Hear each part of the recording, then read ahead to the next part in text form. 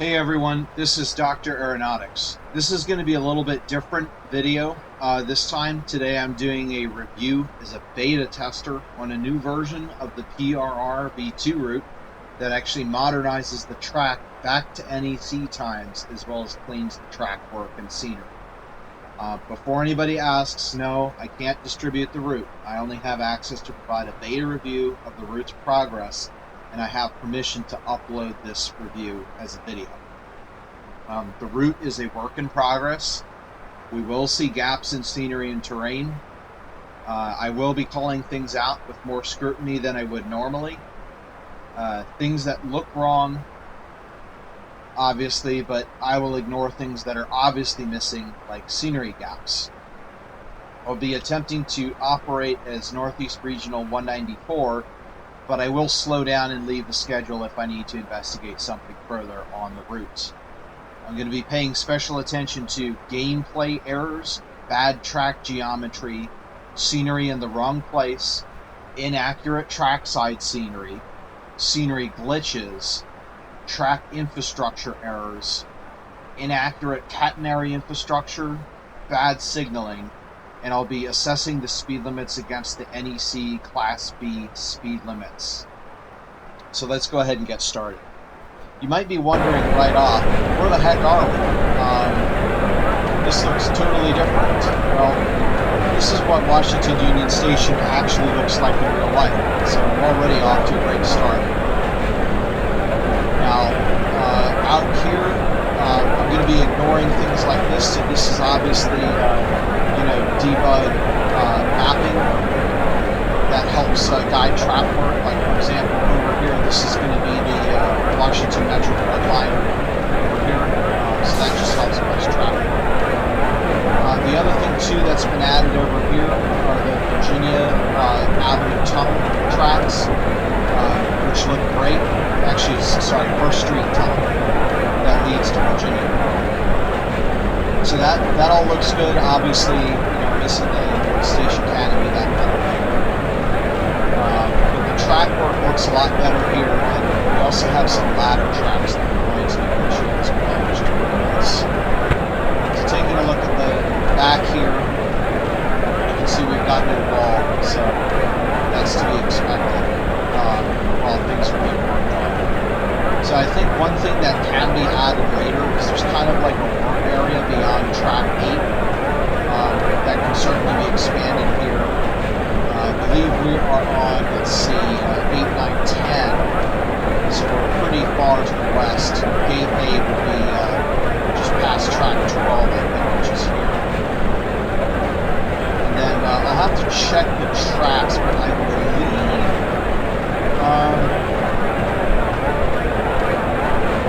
the parking garages should extend a little bit further. As I recall, let's see, is that 13? Yeah, 13 and 14 tracks, I believe, go all the way back to the gates. Track 15 ends short here, and I believe at this point where the camera is, this is where the actual parking garage drops. And then we've got other tracks here. Let's see, 16 through, I think it's 23 over here, and then it drops down to the Virginia side tracks over here. I think it's 23 through 30.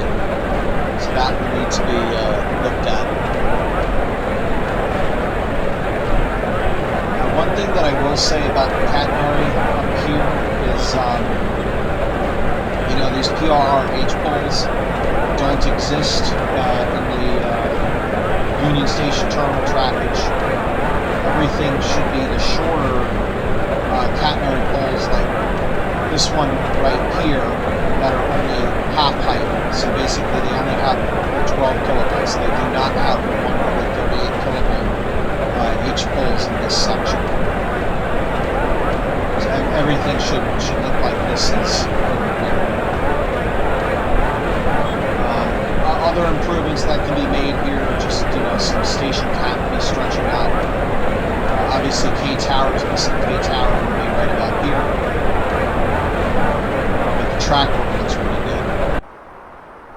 it's time to leave.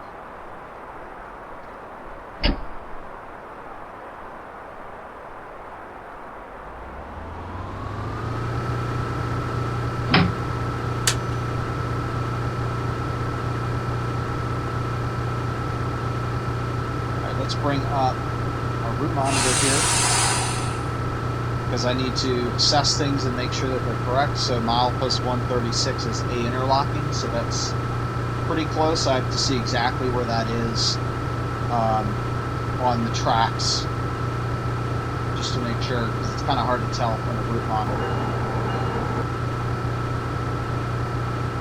I'm not going to be following the rules like I am normally.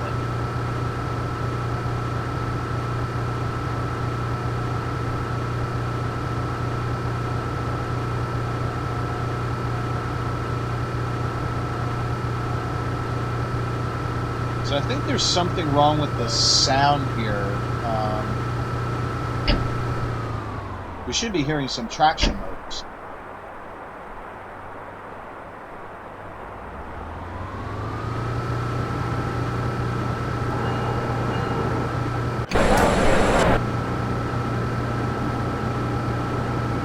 Well, we're not testing the train, we're testing the road. So we're running on the ladder track right now.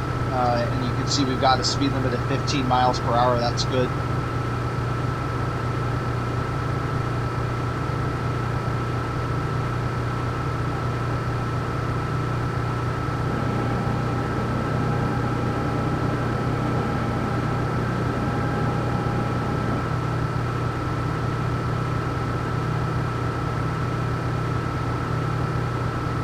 We're coming up to the next set of ladder tracks right here.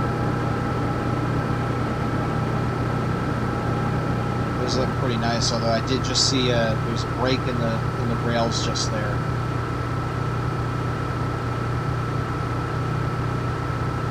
Most likely X-Track's installation issue.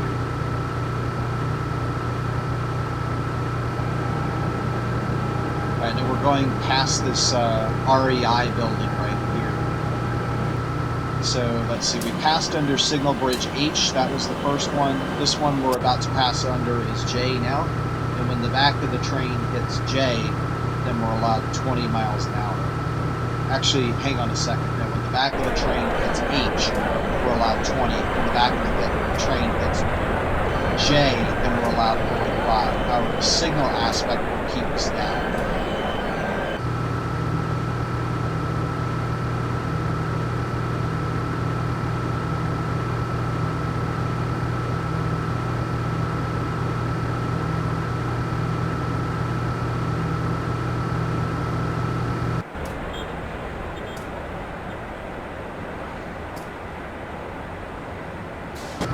Okay, so there's 20. So let me consult my notes again. That doesn't look right.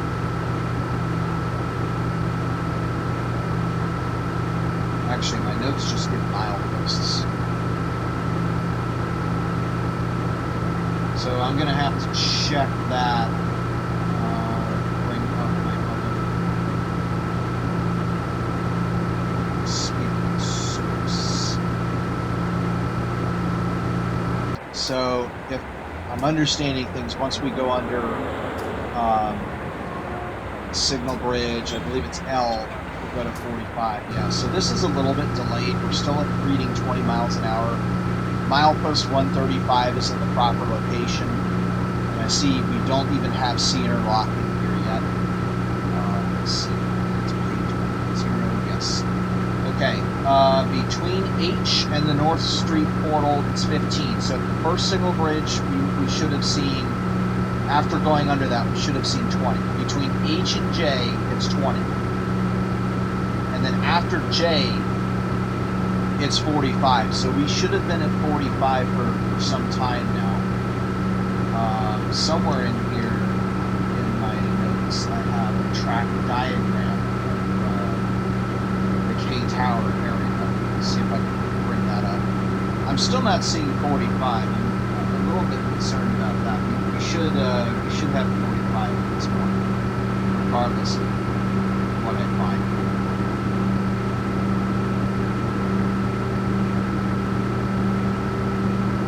we should be expecting 85 at this point. Okay, we've got 95, so let's see, that's going to be the A class. Nope, that's the B class speed limit, that's right.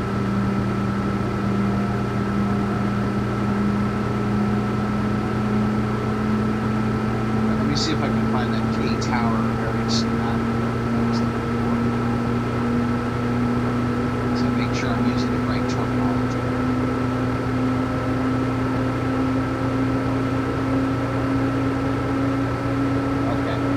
So the first signal bridge is H, the second is J, the third is K.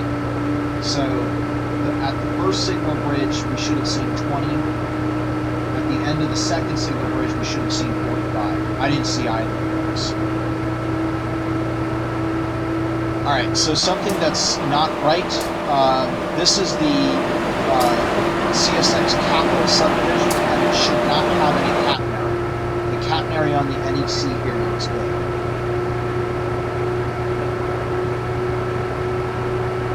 Let's pick up some speed.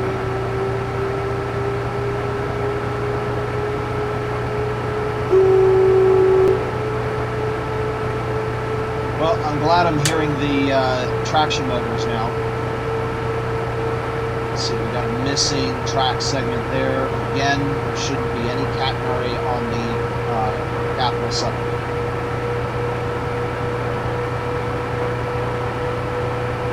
Towards the end of this curve, we should see milepost 133, and then we should get a 125.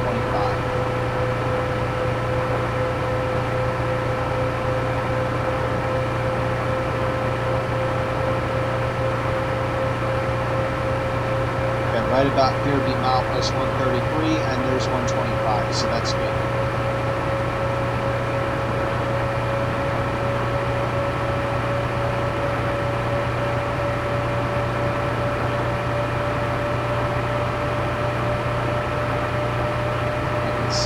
Station that we're supposed to be stopping at, I believe, is New Carrollton.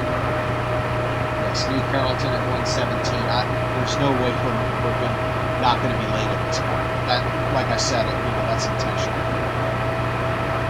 Okay, so the scenery here could be improved a little bit. Should get some row homes, and there's lots of factories. Buildings don't get anywhere near as close to the tracks. Just something for later. I'm sure that's just scenery that hasn't been touched yet. Next speed limit we should be seeing is a 110 mile an hour curve coming into Landover Interlock. And then everything from right about where we are now here on out should be woods. There's no pedestrian overpass at this location. Crossing the Anacostia River, that should be a little bit wider.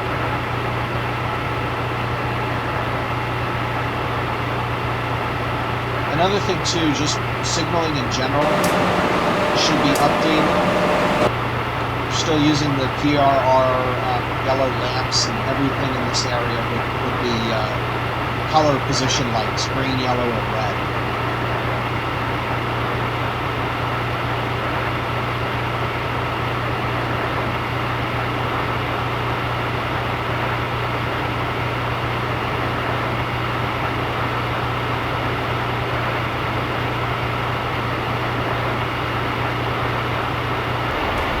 Yep, so that's the Alexandria extension that we just crossed under there.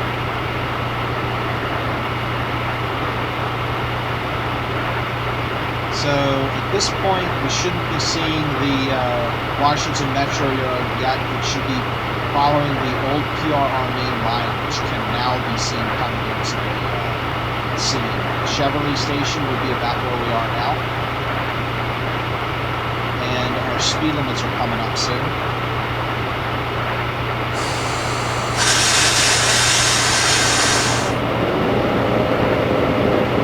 This is Landover Interlocking. We're not seeing the label. There it is. Good, so we should see 110. Yep, and then 100.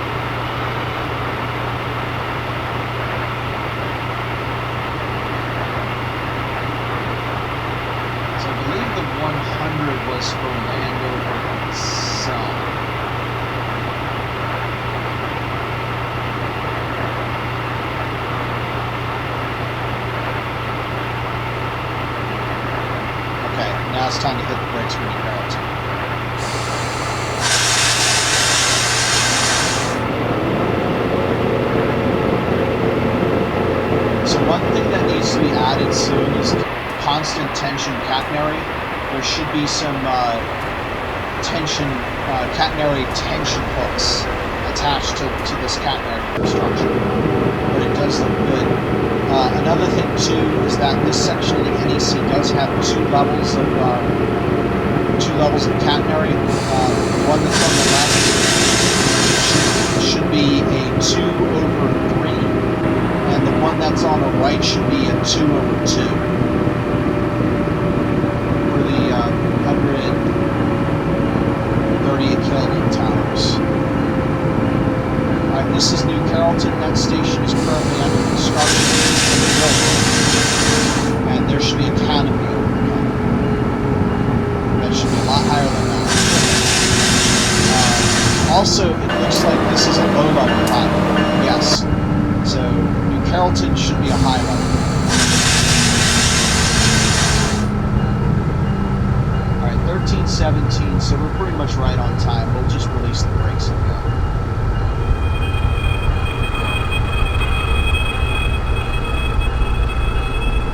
Okay, so to answer the question, the 100 miles per hour was for a curve at Landover, so it's correct as signed.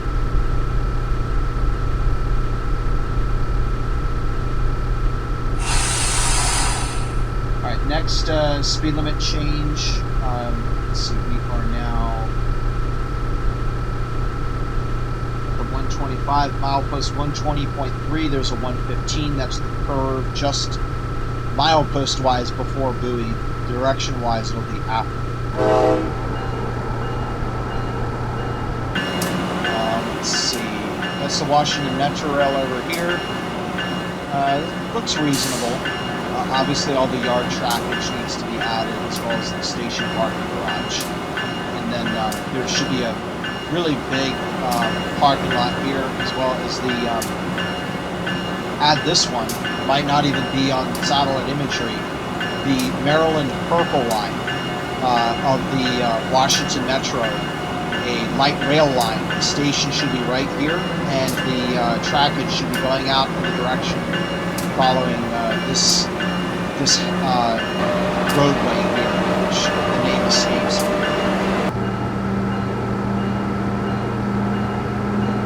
But that's brand new. It's under construction. Rails are going into the ground as I speak.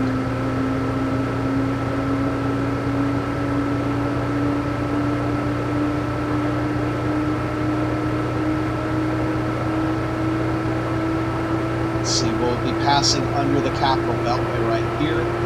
Just taking a look at Carroll Interlocking, make sure. Let's see. I think we're missing. Yeah, there should be a two over gantry over there. I think that's missing.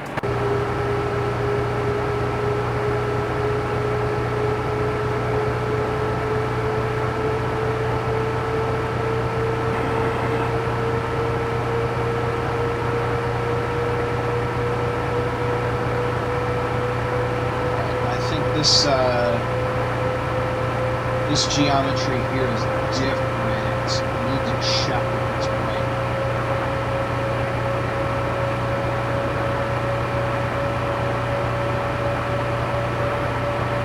Yeah, I think nope, that was right. Yeah, that was correct. So now we're heading up towards Seabrook, just past under Maryland Route 450. Let's see. Carter Avenue Bridge is missing. So the Carter Avenue Bridge should be right about here. That's an overhead bridge.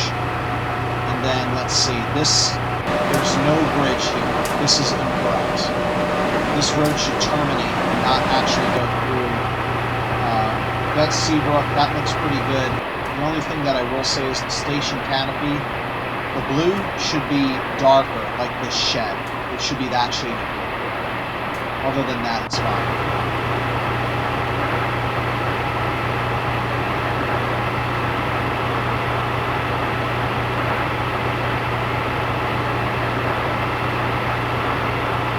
Alright, this is the first signal for Bowie, milepost 123, that's correct. That looks good.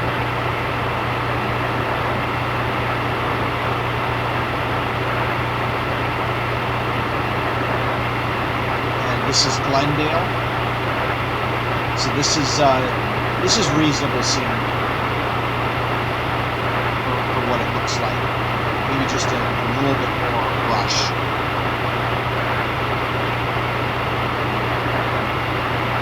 And you might notice, but there's actually, at least it looks like there are grades here.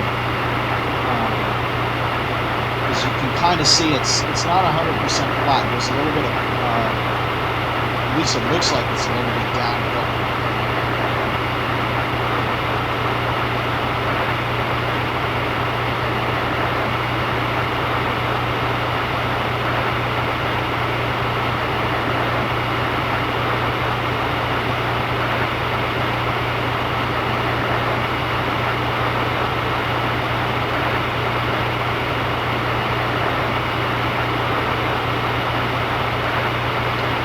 This siding, Merkle Press, should be about a mile ago, very close to the Maryland Route 193 bridge, which is the last bridge that we passed under. This to our right is first a neighborhood and then a park.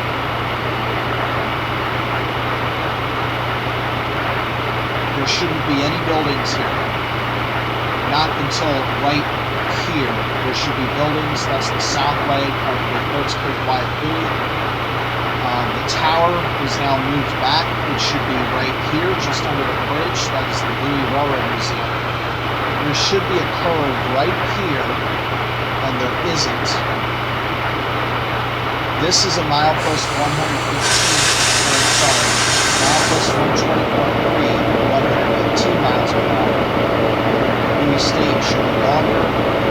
This is a 125, despite the fact that it says 115, and the curve isn't quite this sharp. It now becomes 125 until we get to the Patuxent River, which is at milepost 118.4, then it becomes 120.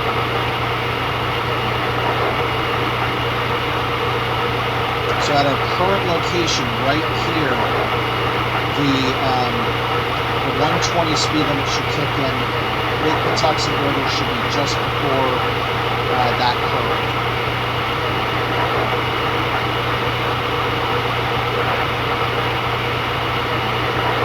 So the instructions that I have that milepost 118.4 to 125. I'm sorry, 118.4 to 113.2 should be 120. This is the Grove cut. It's a little bit incorrect. We should have started our curve there and still be curving. It does look better than in the original train simulator, but it's not perfect geometry. And then we should be coming back into it. Yeah, there shouldn't be any S-curve here. And then the little Patuxent River is actually not here. It's a little bit further, right? So there's a curve, and then it should be just after the curve. So that milepost, speed limit of 120 still applies where we are. So the little Patuxent River should be right about where we are here.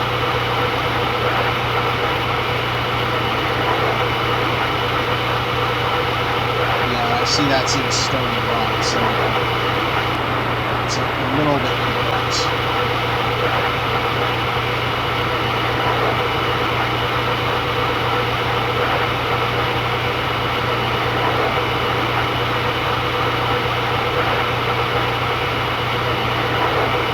The Odenton Maintenance and Way Yard, that gigantic airship hangar doesn't exist. There should be a lot more trees here between the tracks and the houses. And we have an approach limited for roads.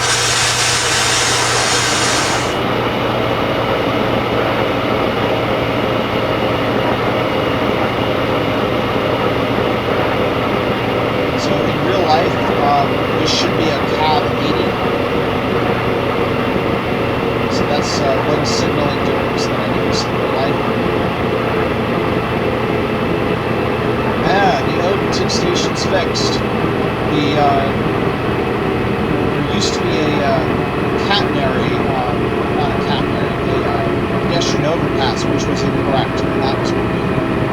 that's a good fix.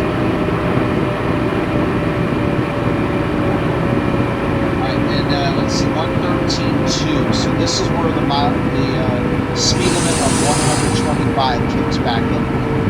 So we're back up to 125 until we reach the curve just before BWI.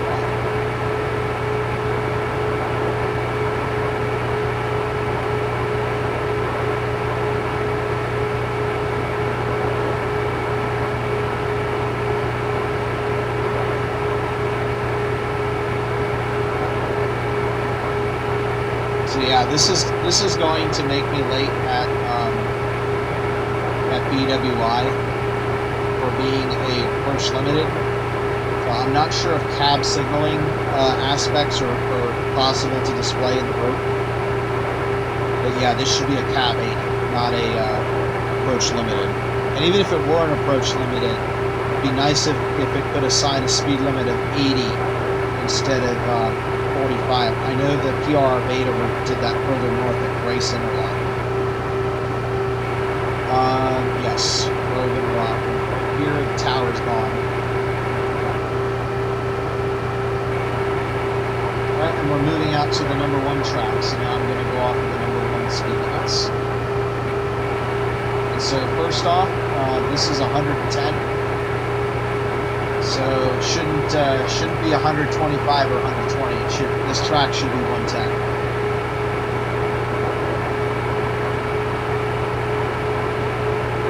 I just checked. Yep, we're clear the interlocking, going back.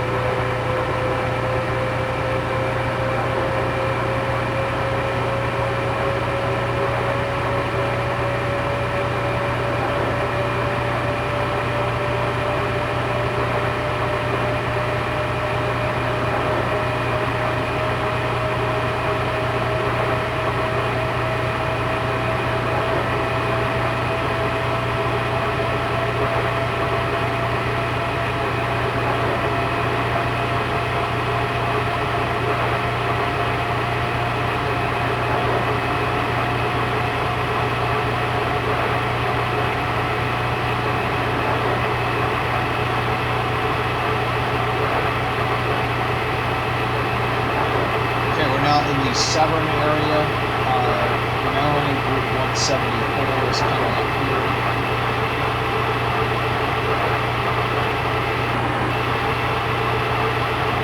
Yeah, so it's given us a speed limit of 125. This track should be 110.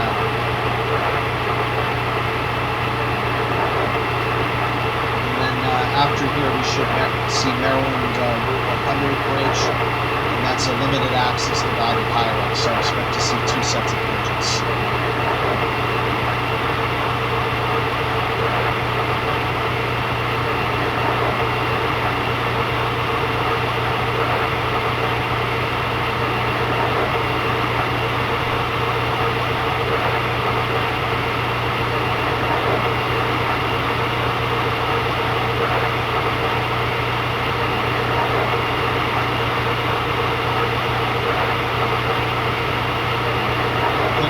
Been replaced with a subdivision. So I didn't see Maryland Route 100, so I'm wondering if it's a little bit further north and out of place. But we're getting close to BWI now. It should be close to Penn and Maryland Route 176 bridge should be coming. That's just a single bridge. And now I'm seeing the 110s. From what I understand, this should be a 110 here. Yeah, so the Maryland Route 100 bridge was missing. This is Maryland Route 170 here. And Harmon's. And that siding behind us is gone. There should have been one to the left. So we're going to begin braking out for BWI Airport.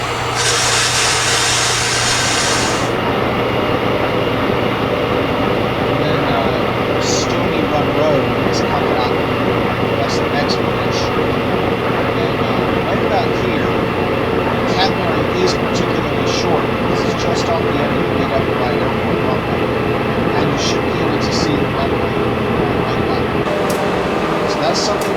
our beta route had correct. Yeah, that runway is not in the right orientation. It should be facing this one, due east-west.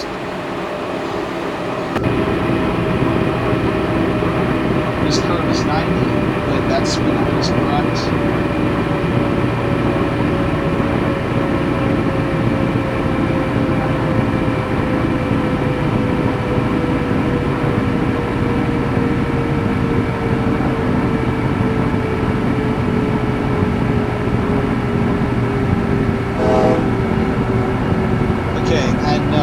This station looks nothing like the modern BWI Airport station. I would argue that the station that was originally there, the asset that was used for BWI Airport, is more realistic than this, despite the low polygon count. Not to mention, it says West Haven. The one advantage that this asset has is that the platform is realistically long. That's about the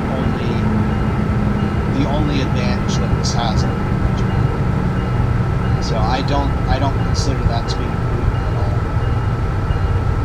all. Speed limit's back up to 110.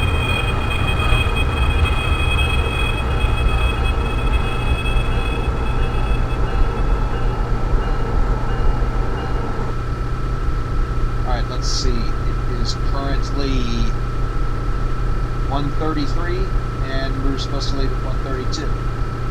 So we're getting out of here.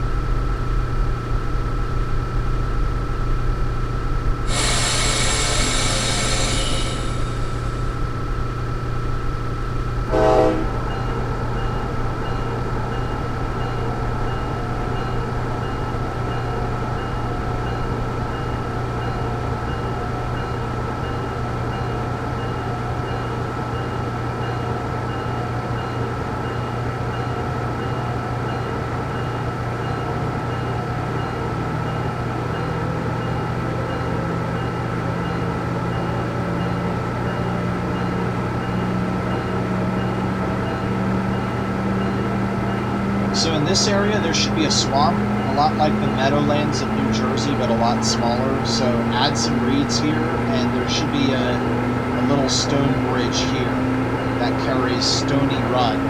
This is where it is, underneath the track right here, about milepost 106, which is in the correct direction. Alright, now there's a number of issues in this section of the Halethorpe. We'll see if we get those fixed. But in the order of the highways, the Patapsco River, Gwynns Interlocking, and the Halethorpe Station itself. So this is Maryland Route 295, the Baltimore-Washington Parkway. We're passing in right now. Interstate 195 should be to our right. I'm not seeing any road up there, but I guess it's okay because it's up about 100 feet above us on the bluff. Cliffside, whatever you want to call it, embankment. Although it's really steep, I don't think the town is embankment. It's too steep.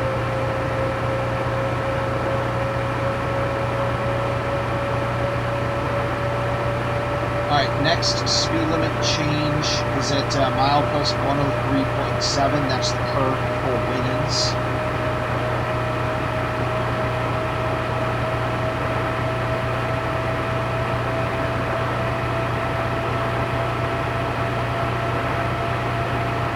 Milepost 105, that's in the right place. It's a lot better than the incorrect milepost locations before.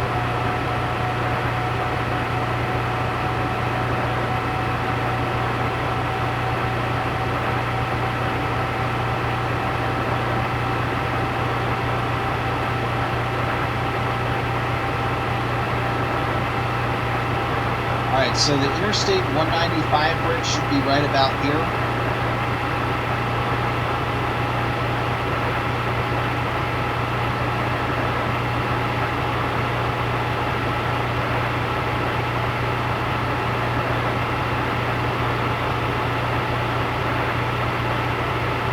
that looks like the capital subdivision. Yeah, that's in the incorrect location. So that bridge should not be there. We should see the Patuxent. There should have been the 195 bridge. Good. Then here's the Patuxent River. Halethorpe looks a little bit better, but still incorrect. So when you just pass under I-895, then there should be another curve. I see the 100 mile per hour was properly assigned. The Halethorpe station should be all green. That's not bad. It's not too bad. So this should be the bridge right here. We should still be 3 tracks. The Camden Line or Capital Subdivision Bridge should be here. Then this turn, yes, and now here, this is where Gwynns Interlocking should be. But then there shouldn't be a curve at this point until you get all the way up to the Baltimore Beltway, which is, let's see, next curve is a 105 at milepost 102.1, and that's where we are right now. So this would be, there should be a bridge here, the Baltimore Beltway. Now we're passing into Baltimore, which is way too urban. There's mostly cemeteries and row homes where we are now. Then at this location, when we get to Frederick Road, we should be coming back to a speed limit of 75.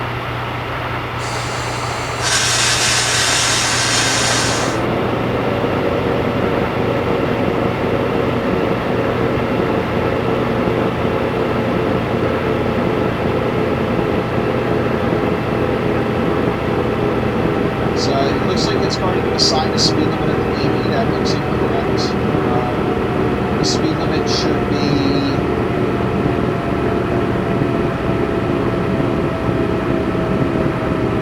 Okay, I see what it's doing. It's assigning me the track 2 speed.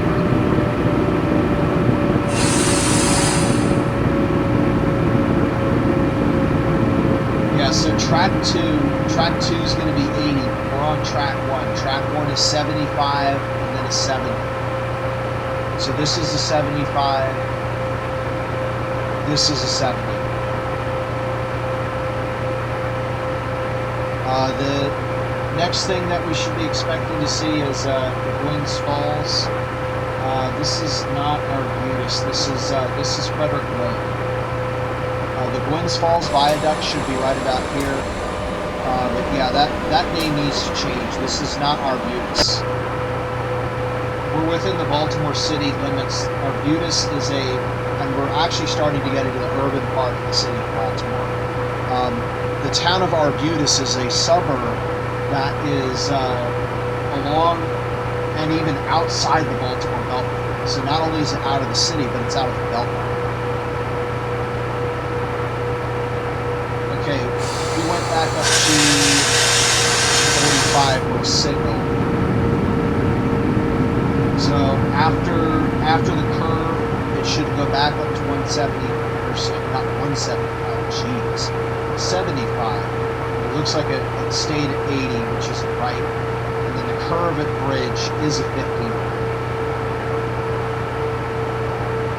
And then here's West Baltimore. That looks correct. It has the boarding platforms. It's just long enough for a single car. So that's correct.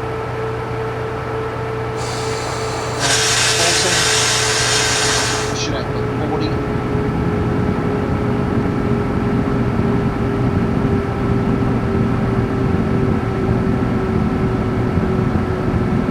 Alright, so that is a approach limited. I'm pretty sure that we should be getting an approach medium.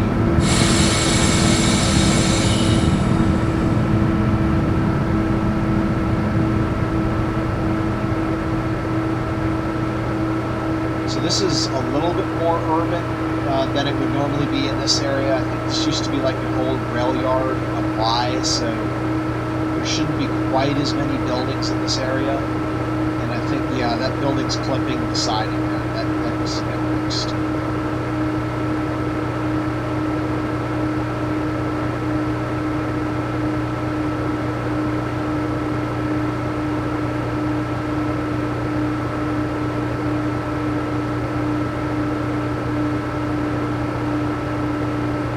first section of the B&P Tunnel. So one thing I'm going to say is that the tunnels are semicircular, not square, and the portals should be fixed.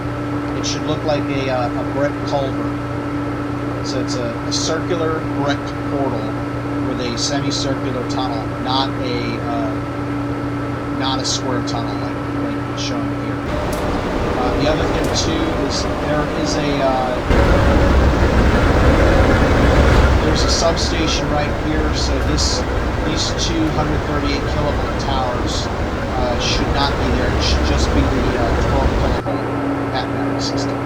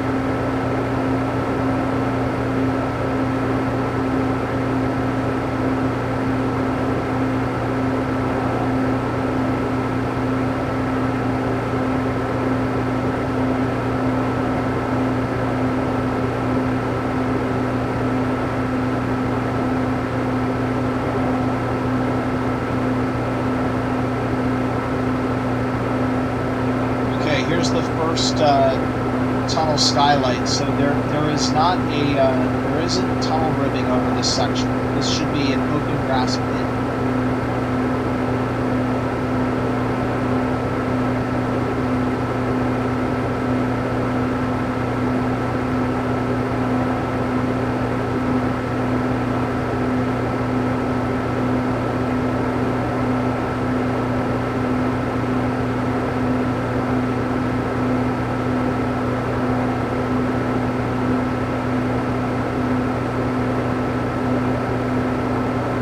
This is correct. This section does have ribbing on the roof, though I will add it extends just a little bit into this curve, right to about here. So it's a little bit shorter than that section is in the right.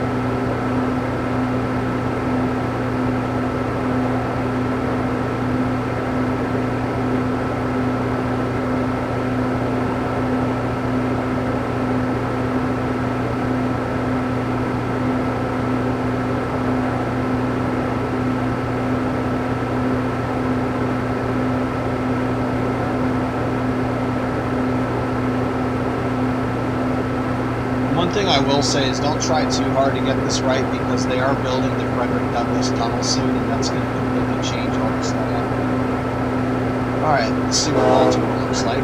So we got the dwarf signals. So the signals back between the last section of the tunnel should have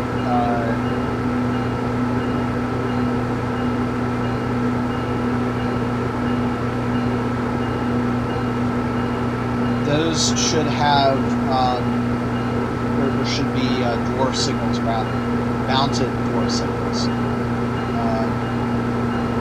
It's great for driving steam trains, but not around anymore. That water, I forget what they call it, water feed system there for steam engines is still there.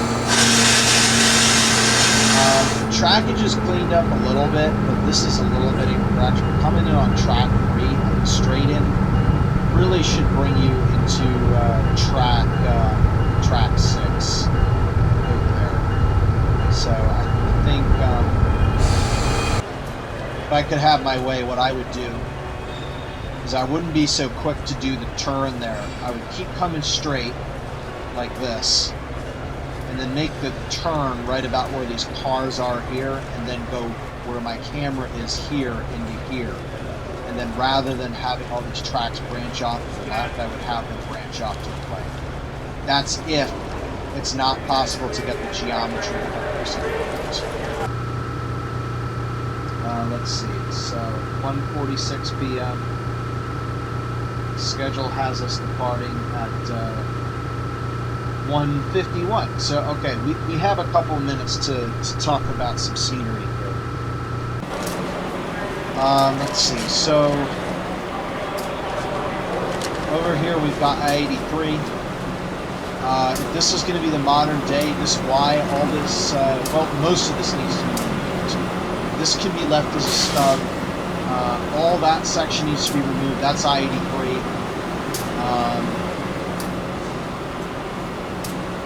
That shouldn't be going down that way. I-83 really goes due south.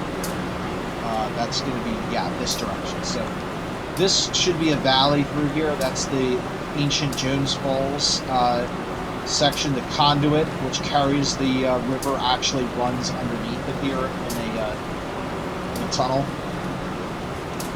But yeah, there's no more railroad here anymore. The building height looks about right on the south side of the station. However, on the north side of the station, Penn North, this is way too high. These are, I would say, at most 8-story buildings. Just about everything here is 5 and below. Another thing too, this road here, there's a pretty big incline right here. This road is actually up at this level to process Charles and St. Paul up here. And yeah, you can't see it from the train tracks. Let's see if there's anything else I can talk about here. The only thing that I will say is that I-83 does continue up this way, so I would consider extending that. Oh yeah, big thing, the Baltimore Light Rail isn't represented here, so there should be a flyover that extends up this direction, paralleling I-83 right here. And there should be a Y. Whoa! Okay, count that as a scenery glitch. I just saw a truck just completely book it at like 2,000 miles an hour. But yeah, there should be a flyover that comes over here. This should all be station riffraff. Okay, there it is again. Yeah, I fixed that.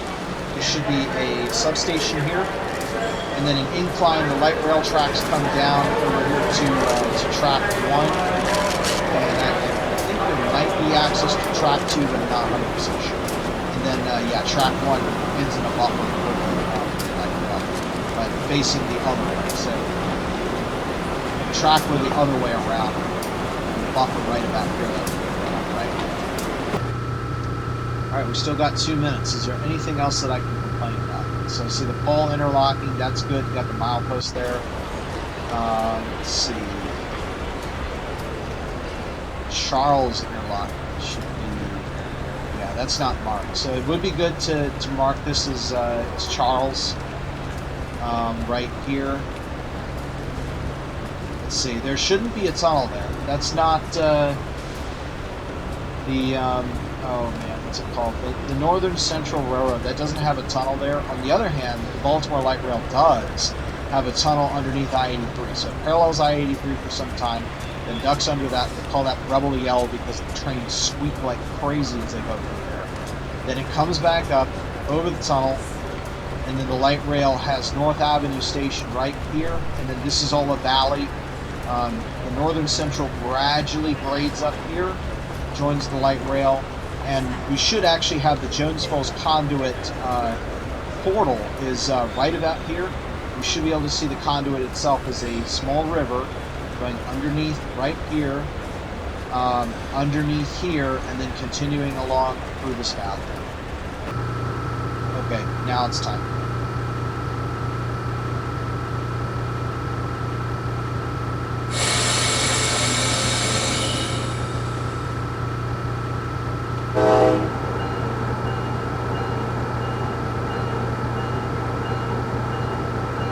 Speed limit right out of the go is 30 on track 2.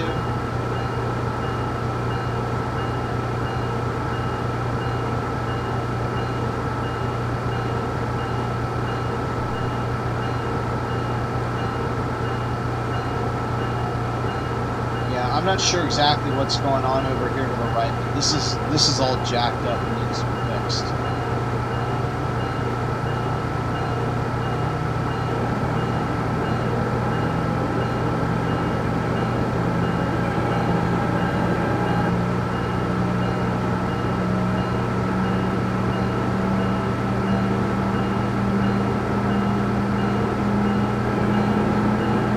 So these tunnels should look approximately identical. This one should be a little bit shorter, so we'll also give that one a double track tunnel, but a single track goes through it now. Good tunnel portal and good tunnel profile. This is good. This is how the B&P tunnel should look. The only thing that this is missing is the safety walks on either side of the tracks, but this is very good.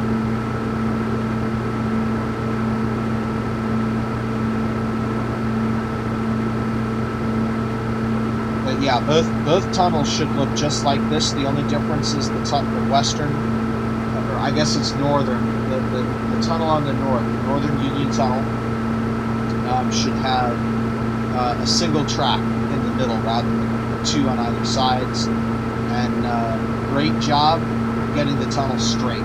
That's true to life. The speed limit's 45, so that's also correct. Yeah, so both of these should be two-track tunnels. Just checking the profile here. Looks good. The only thing that I'm going to complain about is the fact that the pantograph is scraping the tunnel ceiling. But I will excuse that because the wire height on the NEC is variable between something like 23 feet and 15 feet 3 inches or something like that. So in real life, what would happen is the wires would come down and force the pantograph down to about 15. It's probably towards the shorter end, 15 and a half to 16 feet. I'm not sure of the exact wire height, but it's doing for what you can do. It's good. I don't think the wire height is ever going to be simulated. Looks like we're missing a cat hole here. Coming out to Biddle. First curve afterwards, I believe is 45. Should be 50.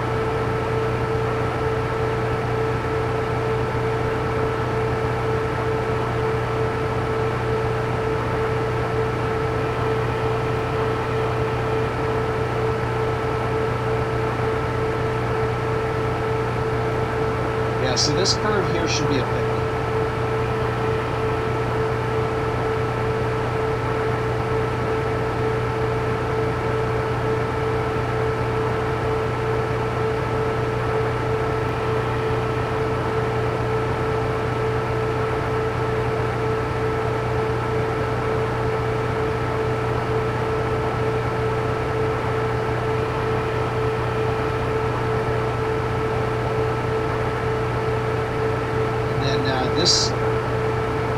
This is I think this is a 60. It used to be a 60. But what I will say is check me on this, because I was riding the Acela, and this segment from the curve after Biddle to Bay, but not including Bay, is now 80. The Acela will do 80. And then the reverse curves at Bay, it will slow down to 60. So check me on that. It might still be 60 for Class B, but for Class A, like the Acela, it's now 80.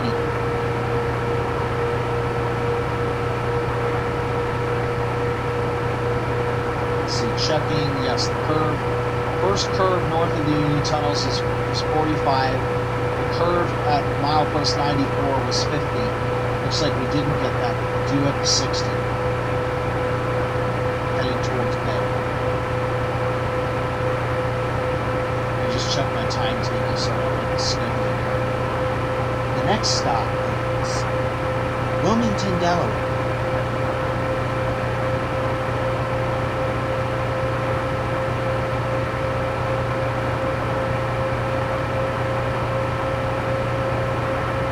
Alright, floating building. Right there. What's that? Pretty low priority, but it is low.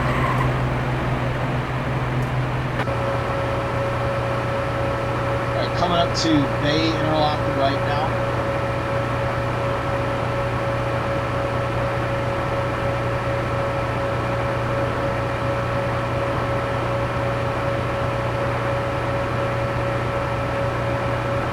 Yeah, so this is 60, and then once you get out of Bay, yep, 105 is the speed limit, and that holds until, what is it, River Point. At Point, it becomes 110.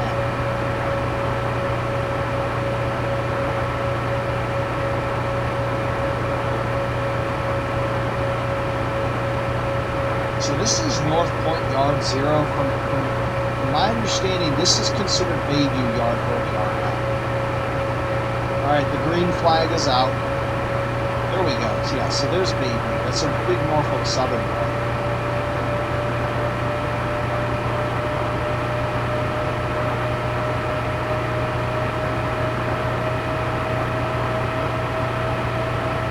Check the curve geometry here. This S-curve looks really sharp.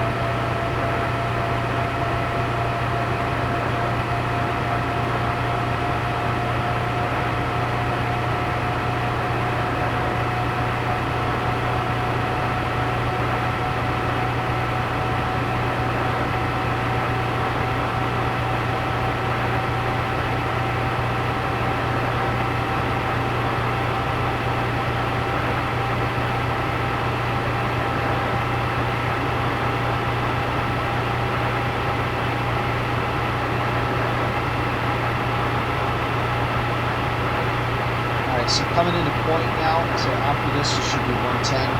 Good S-band there. Another track glitch, missing some bells. Let's check the track geometry. That looks good. Okay. So this scenery out here is incorrect. Replace all of these giant factories with a marsh. The middle river should be visible right here. This should all be a marsh. Everything beyond the highway I-695 here, that should be open water, completely open water, just like the Gunpowder River protocol. Speed limit's 110, that's correct. Going under the Baltimore Beltway.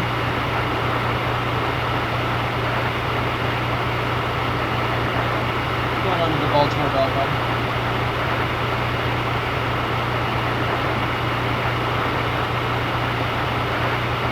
Good clean out.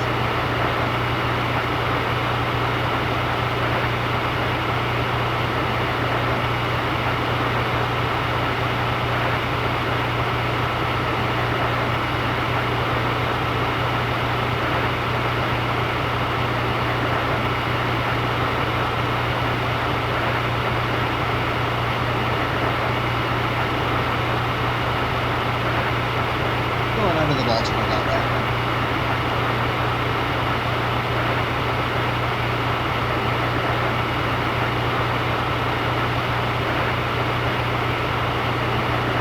Not going under the border.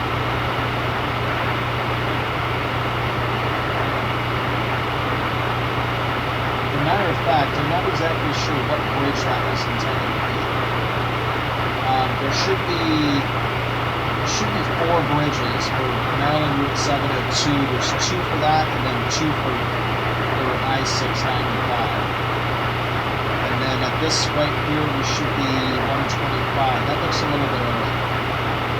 So 125 speed limit kicks in at signal bridge 877-876. Yeah, that's right. That was correct. Alright, I'll go up to full power. And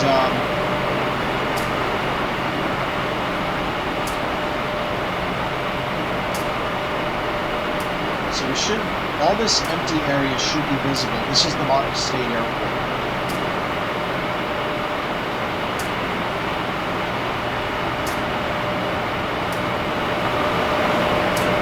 Alright, got some road scenery missing.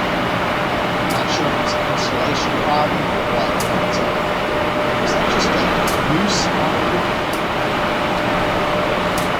What is this thing? Okay, so yeah, all this out here, that should be exposed as the airport. You can see that. Let's see the yeah, that's correct for the stations. Low level door boardings at Park Station. That's good.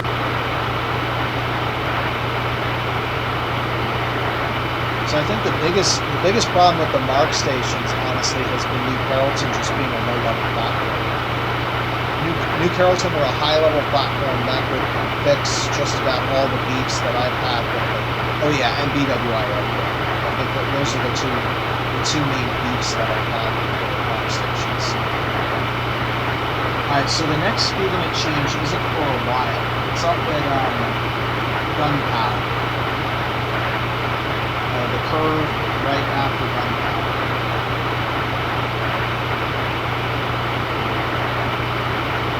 It's going through Chase, Maryland right now.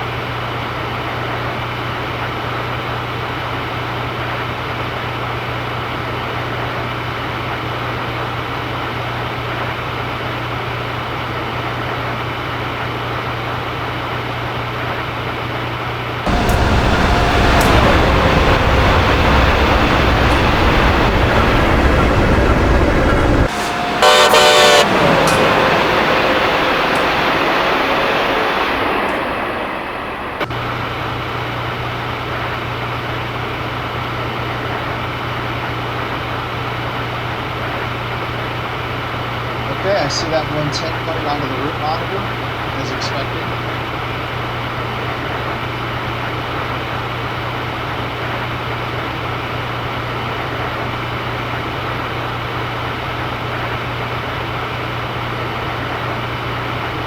Here's Gunpowder interlocking.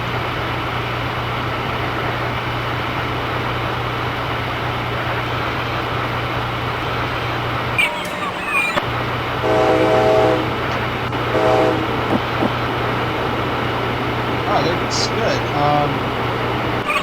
It's no longer open out here, except very far out, which is, that looks good. I'm not sure what all changed here, but yeah, that all looks good. The Gunpowder River basically ends right there. That's the fall line.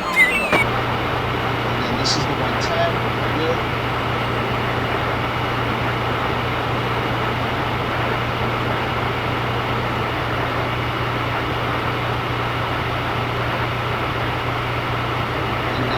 Back to 125.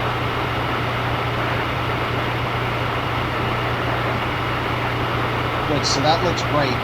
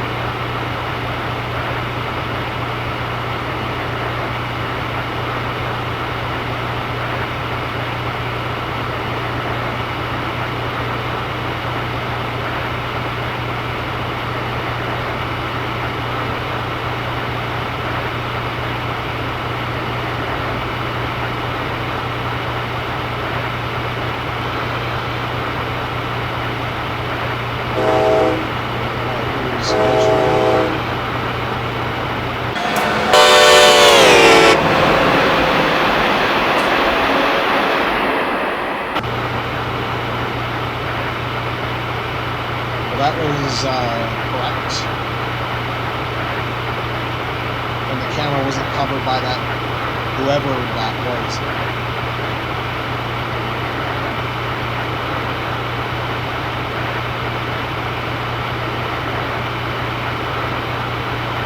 I'm curious to know how often that happens. Like a train fan has a camera one way, isn't looking behind him, turns the camera, and then oops, butt shot.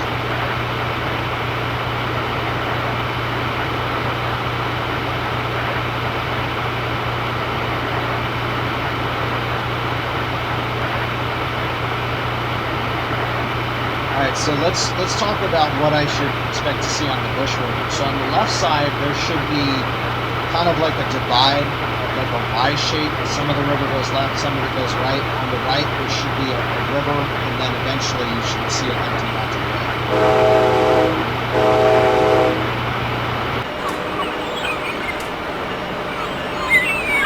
It's alright on that side. This side looks good. Oh, but, alright. So, this line of trees shouldn't be here. This is Otter Point Creek. So this, think of it this way. This body of water connects to that body of water. So those trees should not be here. Okay, bush interlock. This is a big one. So remember, one of my chief complaints was that track 4 wasn't correct. So this is fixed. This is how it looks in real life. Track 4 becomes track 3. Track 3 ends here. Or track 3 ends. Or rather, track 4 ends. Track 3, you have to continue with divergent movements. And the southbounds normally use track 4, which goes into track 3. So that's correct, and we're on track 2. So that's fixed. That was a big issue in the past, where it would give me an approach limit. I think it was an approach medium, actually. And in real life, trains just fly through there. Now you can see it how it's supposed to be. Alright, next 110 coming up is milepost 65.4. That's the curve north of Aberdeen.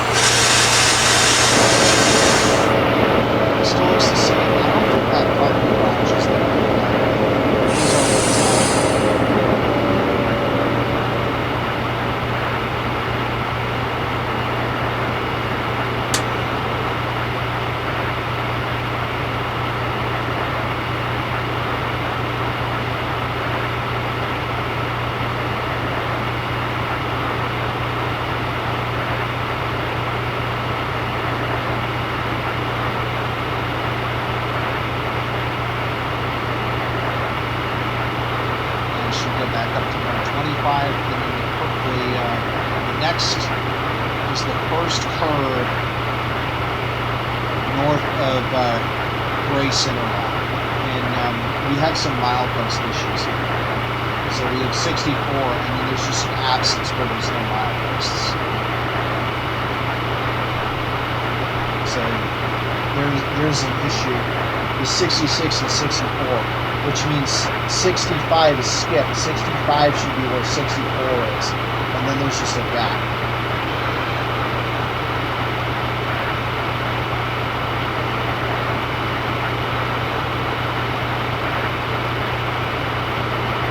I'm surprised that 95 hasn't jumped up onto the screen yet.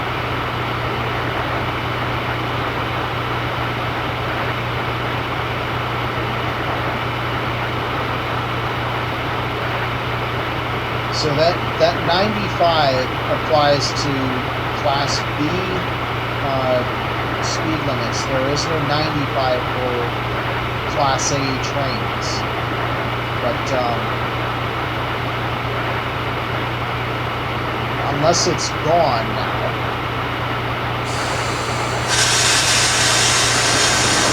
The curve that we're coming into should be at 95. That looks to be missing.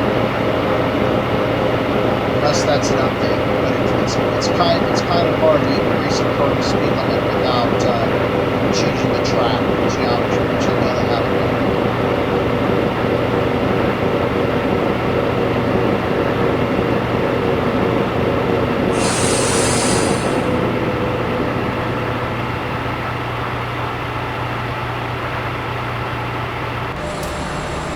Alright, checking out race interlocking here.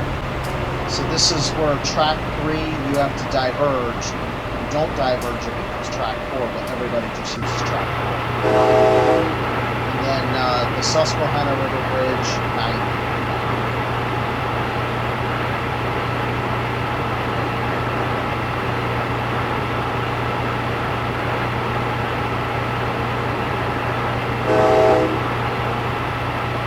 So to the left should be a river, the Susquehanna River, and to the right should be the head of the road, which is about 8 miles wide.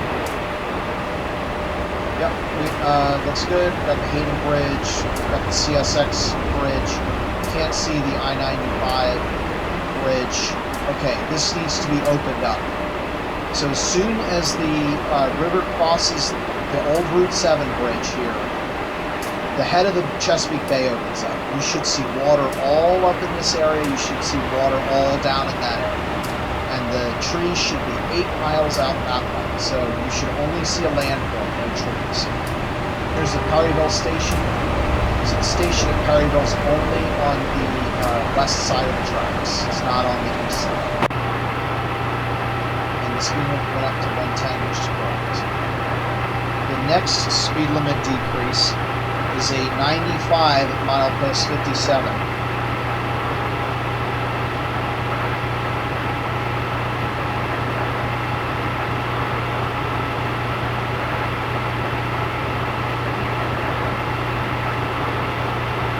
And then things get really complicated with speed limits. I'm going to be running my mouth like crazy.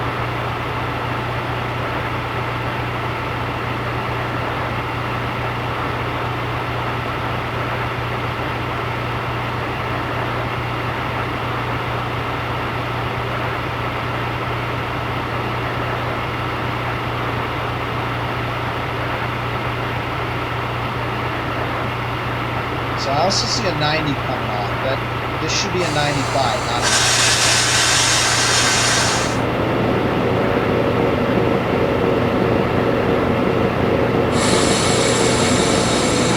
Yeah, so we got a 90 through Prince. To my knowledge, there is no 90 at Prince. It's 95 through this curve, but there's no 90 at Prince. There is a 90 coming up at milepost 50.64. And that's at Bacon. Alright, so after this, the speed limit should go up to 130, and I'm seeing 125. Now, I did see 125 on the screen before, so I'm not sure if it's a signaling issue. But we should have a speed limit of 130 right now.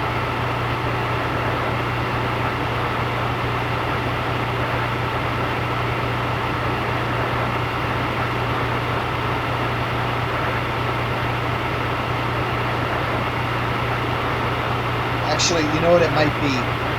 This probably has to do with the locomotive I'm driving, the AEM7. I believe Open Rails takes whatever speed is programmed into the .eng file, and I believe the max speed shows up as 125. Honestly, it really should be 135 because the design speed was 135. It's just not allowed over 125.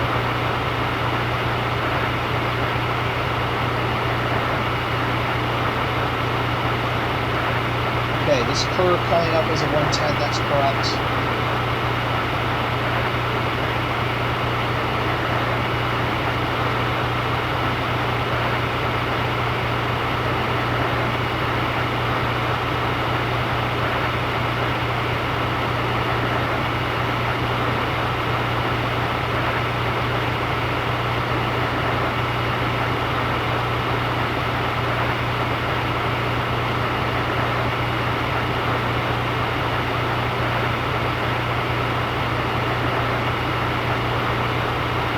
goes out to 130, and then this is a kind of a spiral curve here. So it starts at 130 and goes down to 125. And to the right, we should have the Northeast River shortly, which also feeds into the head of the bed. Just to give you an idea of how large it is.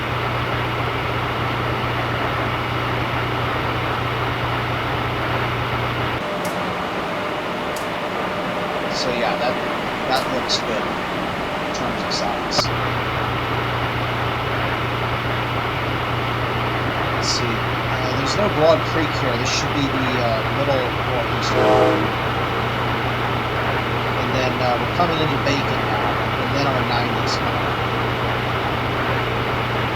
So it's 130. Curve sharpens to 125.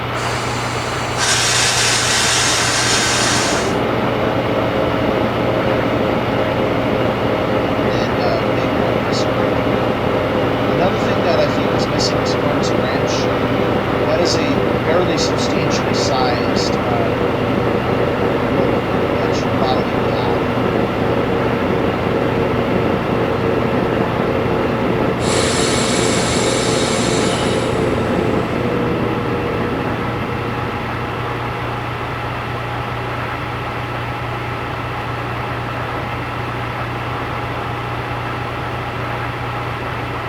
So after this, we should go up to 135.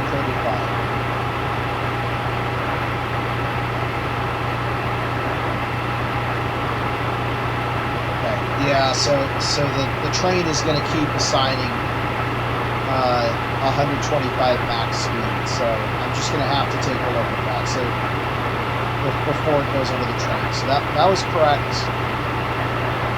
But coming up, I believe what's coming up is a 110, not a 115. There's a 115 later, but the first one.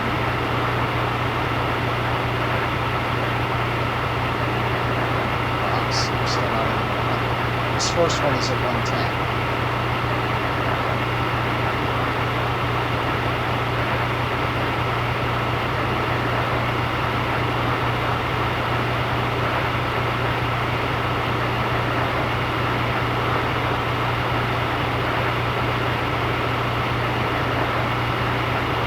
Then back to 135.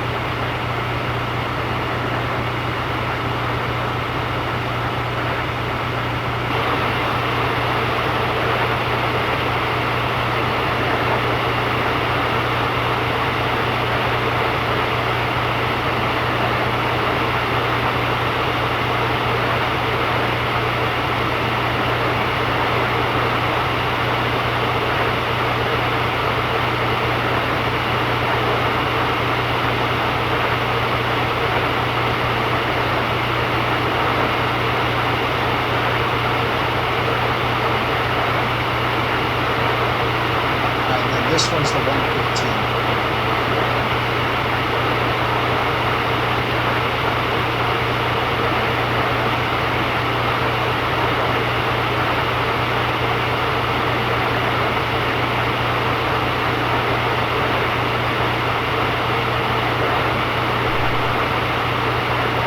Now it goes back up to 135. So I'm seeing a 130 there. That looks incorrect. Right here it's 135, but after we go under US Route 40, then it becomes 130, right through here.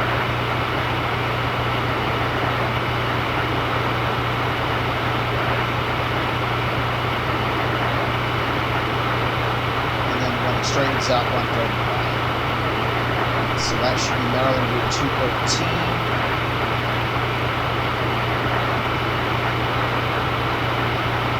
Coming up is Elkton. There should be a station there. It's closed but not gone.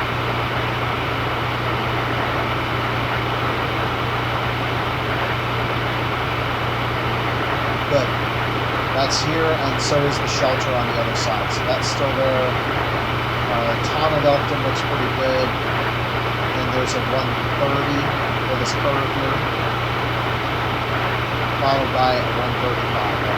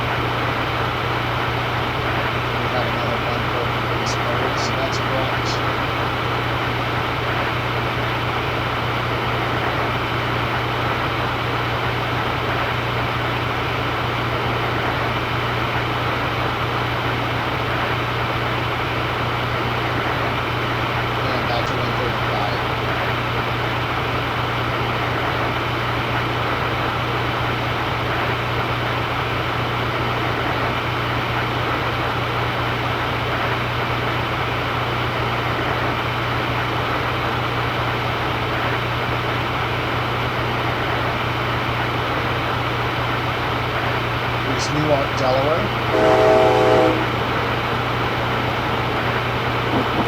Good, added that. I don't like what I just saw there. Yeah, that looks like some geometry that fixed there, that little ship there.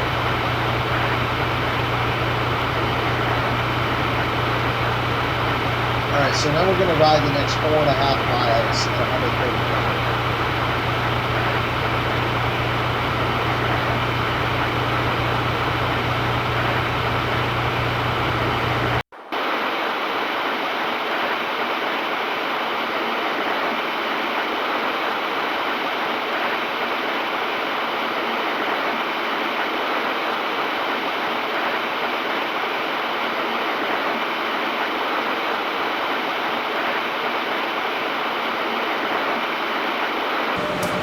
So this is good here. This section of Catenary is too high. Forgot to mention the one between Baltimore and about Davis Interlocking. That is about 1 high. So that's bright. The only thing with this is, you know, all of those have the crossbeam numbers. Usually it's only the signal signal gantries that would have the cross members like that. This is another thing that I'm seeing a lot of is separate signal gantries.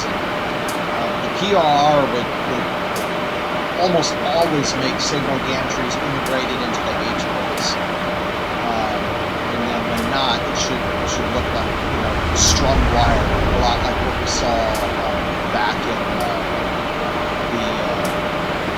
Washington to Baltimore. I need to pay attention. Churchmans crossing now, so this is where the speed limit goes back down. So should be in a 130 zone. Goes on Washington, and then drop to 110.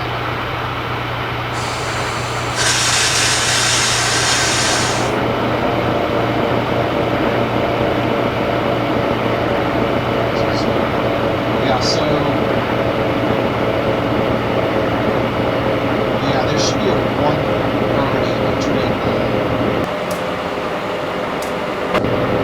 between the 135 and the 110.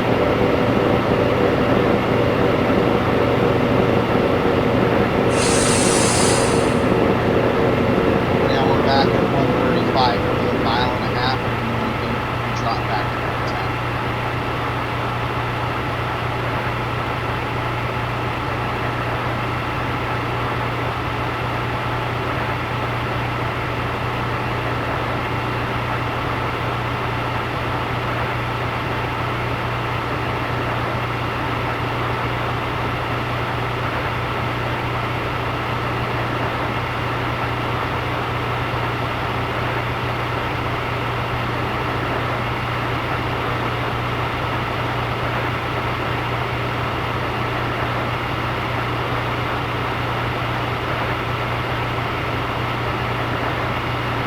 So I see the 110 coming on, but I also see the 135, so that doesn't look right. So the 110 begins at milepost 31, and it lasts a mile to milepost 30, and then after that, it's 120.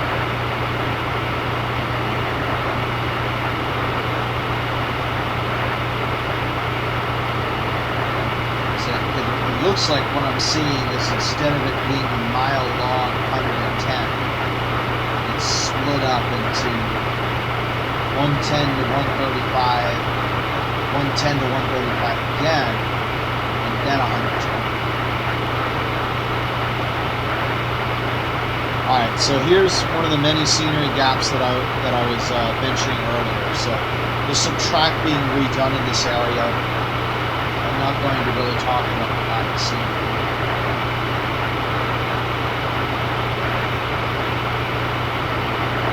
We should be coming up soon to the curve at Newport, and then we'll be at Reagan and Interlocking.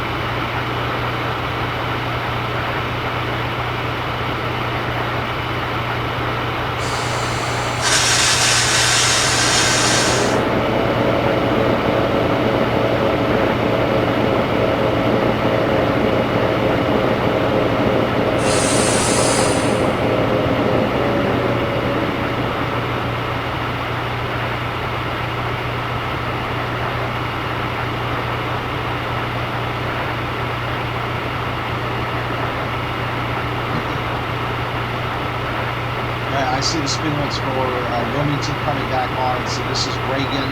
We're at just under a mile plus 30, and now I'm seeing the 1 high happening again. So we have a mix of 2 high and 1 high, so it would be nice if that's a little bit managed, but I know that's something that's tricky to do. Let's see. Oh, there's the Christiana River. That's cool. I want to see that. And this all has to be redone. I'm coming up to West Yard. So 120, that's correct. And it drops to 90.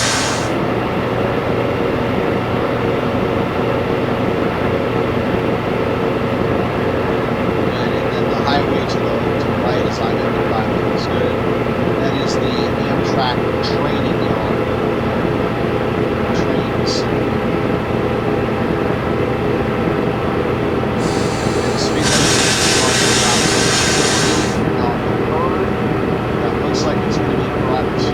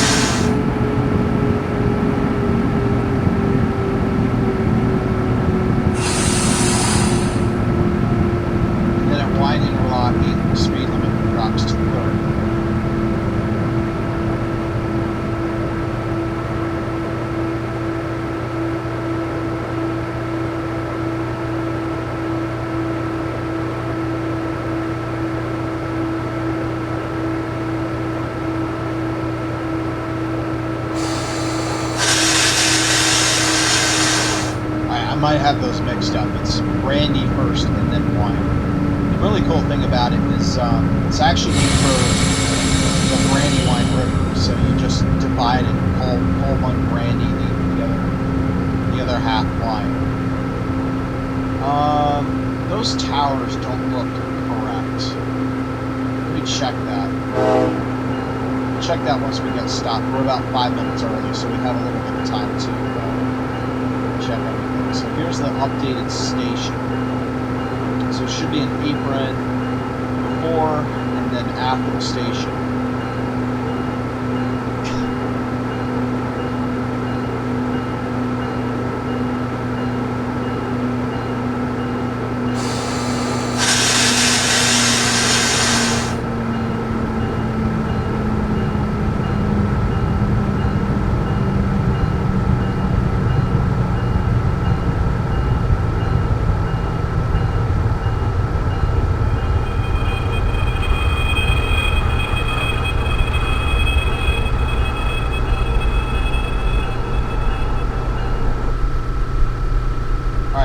Stopped about 5 minutes early, so taking a look at the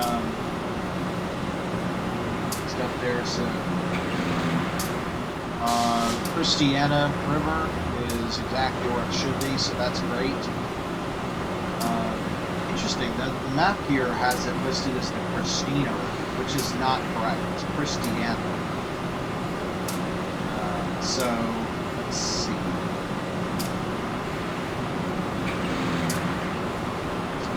Y interlocking, so it looks like track 2 folds into 1. That doesn't look right. Actually, no, two splits, and it goes into 3 and 1. So that, yeah, that's a little bit tricky. It's technically correct, but I think what should be going on here is track 3 should be going just a little bit more straight here.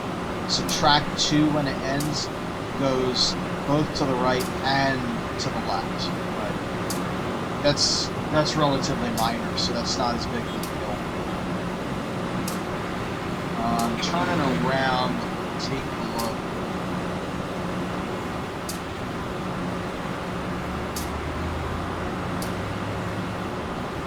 That looks fine. And then, yeah, a bunch of missing scenery here. But now we got to talk about these towers.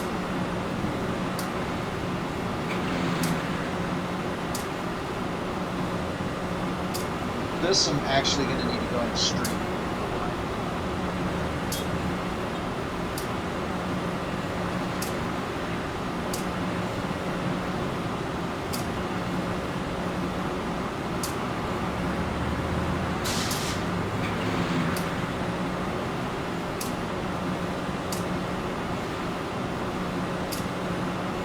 No, they're actually real, right between a parking garage. That must be relatively new, because I don't remember that on the Wilmington skyline, which is why I had to check it. But yeah, that's the tower at Christiana Landing. Why is everything Christina? I went to, I think it was the River Museum there, and everything they had the name of the river as Christiana. Not exactly sure why it's showing up as Christina. I'm trying to locate where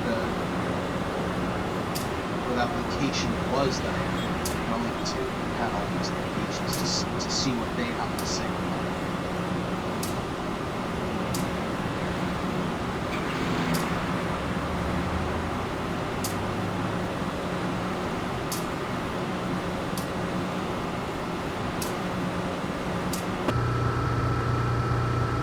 Okay, so after consulting more things, everything that I can see points to the name of the river being Christina River. However, I'm seeing some things on there like the Christiana Mall. There's a town of Christiana, so I figured something was really fishy. And so I looked up the river itself on Wikipedia, and go figure. This river has a million names. It was called Christine Creek, Christine River, Kristen River, Christian River, Christiana Creek, Christiana River. So that one is included. Christiana Creek, Christians Creek, Christiany Creek, and that was about a third of the names. Time to leave. So there's a little bit of information about Wilmington. I'm going to keep calling it the Christiana River because that's how I know it, and if it's historical, what that tells me is that there was a name change. And I'm just going to call it what I've always called it what my local contacts call it.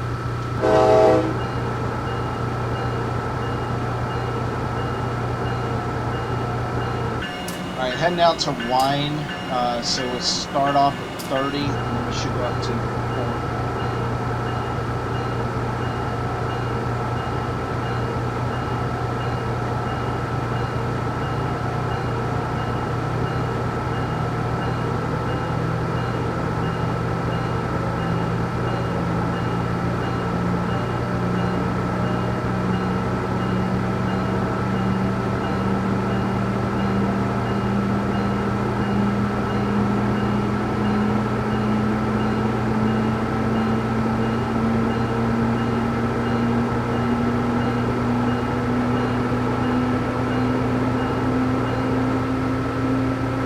So we should retain 30 miles an hour for the time being until we get to the interlock. It's the rear of the train. Move up to 40.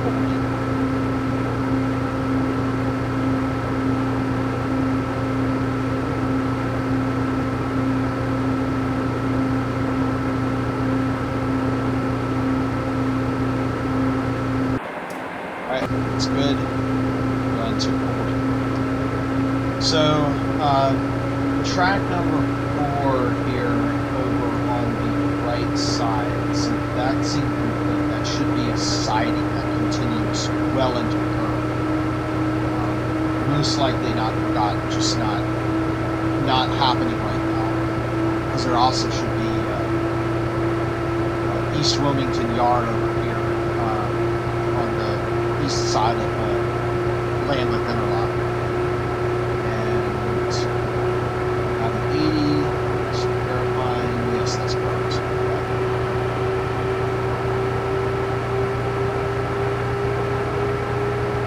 It really is nice having the mile post associated with the interlocks.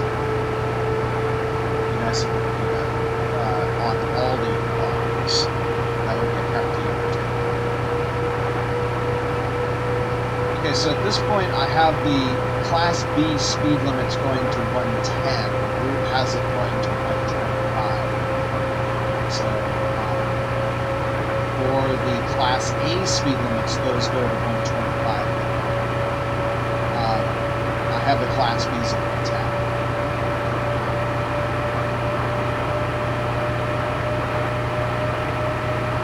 I do not think a non-tilt train can take this. This looks pretty intense.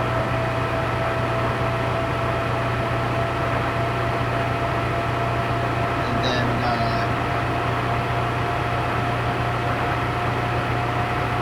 coming up next is a curve at Edgewater. That's a 95.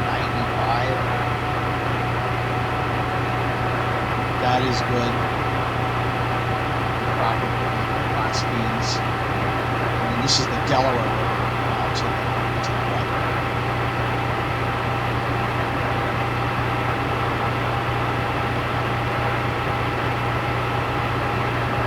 This carries shipping traffic from and to Philadelphia, so you should expect to see machine going vessels. Alright, on the left is I-95. Pretty realistic with the amount of trucks on there. I can't stand how many trucks are on I-95. That's why I tell everybody you should take the train. And you might remember what a mess Bell Interlocking was before. Look at how beautiful this is. Speed limit, this should be 110 by the way. Class B's. Look at how gorgeous this is. My goodness, it's like flying. Nice, gentle, very nice and gentle gradients.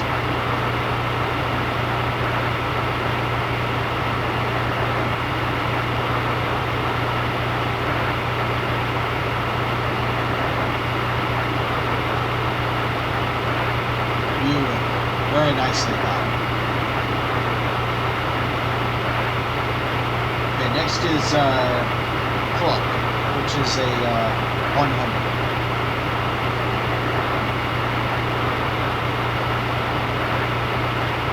And that's a little ways off. We got Holly interlocking fixed as well, so we no longer shoot to the side. We just roll right across as track one goes out like that.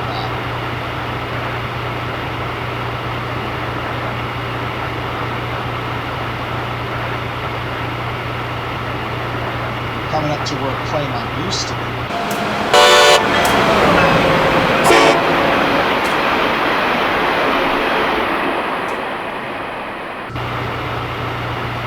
And then this is the Claymont Transit Center. This is the modern Claymont Station.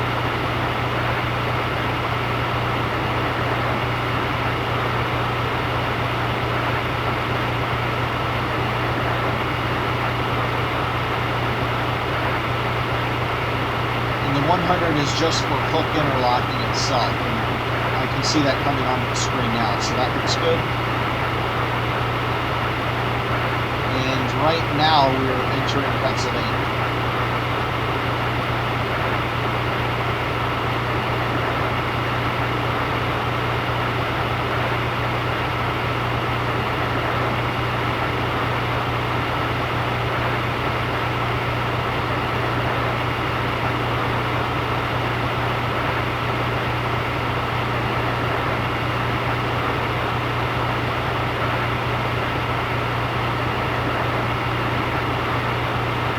Interlocking, here's the 100, perfect.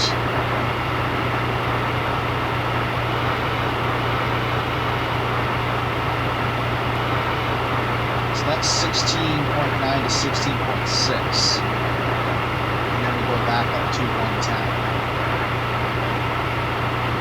Okay, so this time it does go to 110. So it might just be that, you know, the speed limits for Class B have been raised here. That is entirely a possibility.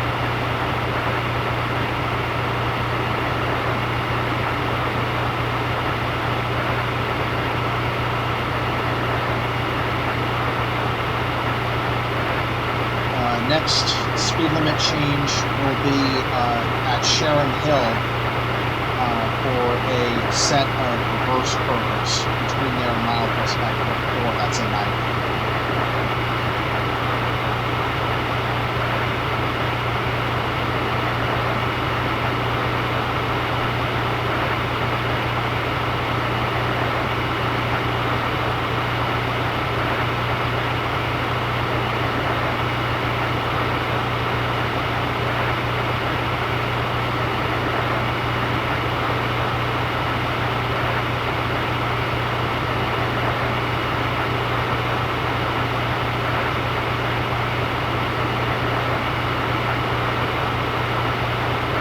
To the only remains of the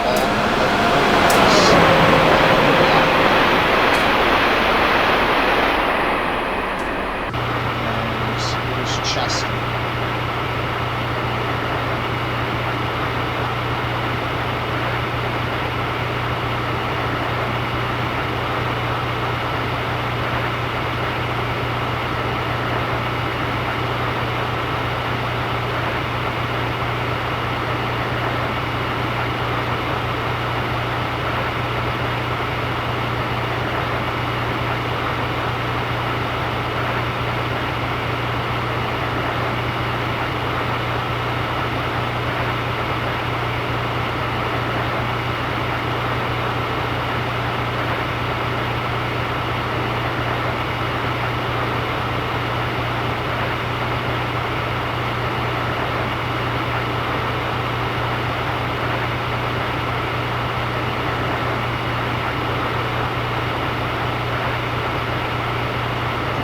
Baldwin Interlocking.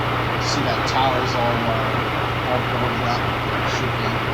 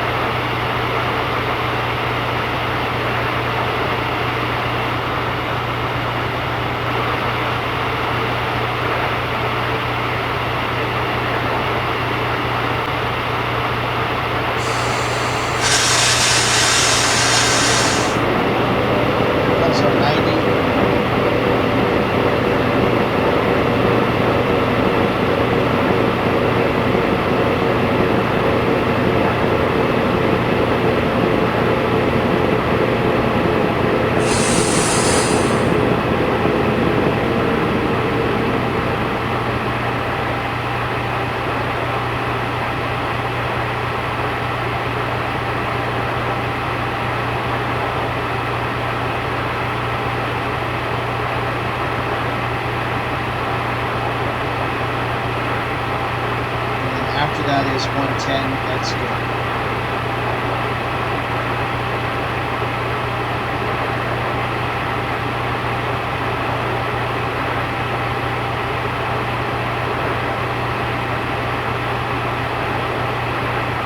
And that 110 persists up until milepost 3 at 3, we drop to 70. That holds until signal bridge 2021, and then it becomes 60 until Penn.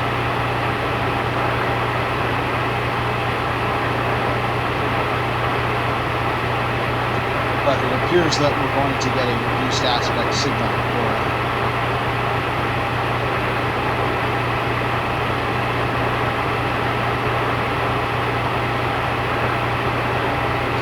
back to 110. Right.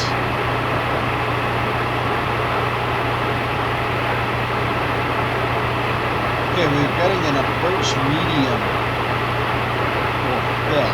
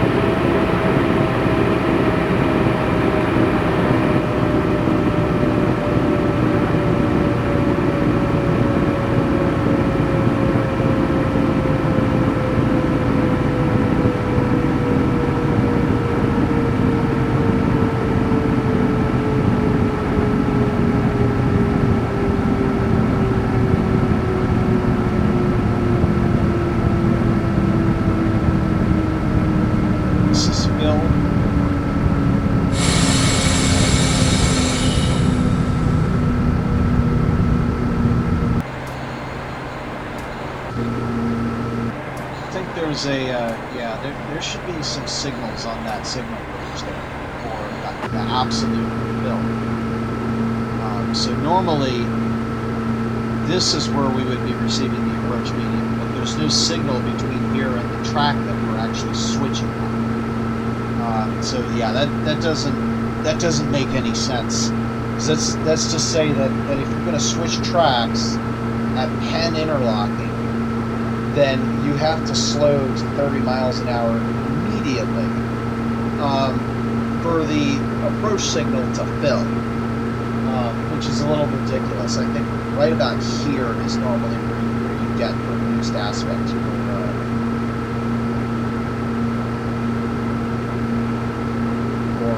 Penn.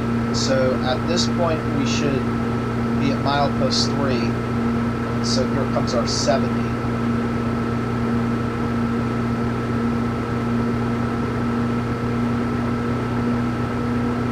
Good, and then milepost 2.1 becomes 60. There is a little bit of an S-bend here.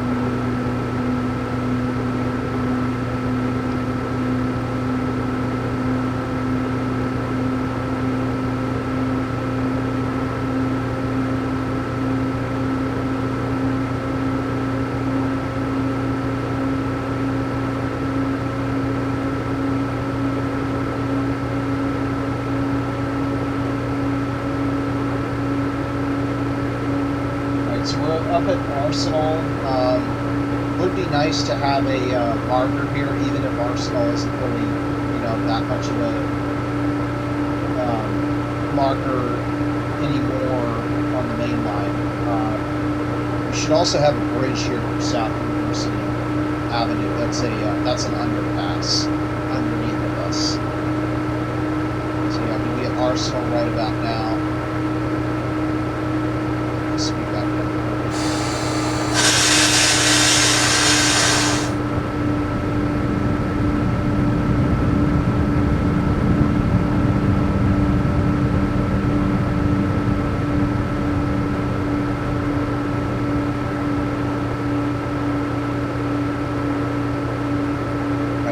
Medicine over there on the left, and so yeah, we passed signal bridge 2021, right there. Also leaving signals on there. So I think I chatted about this, but yeah, it would be nice if something could be done about that. I understand there's only so much you can do.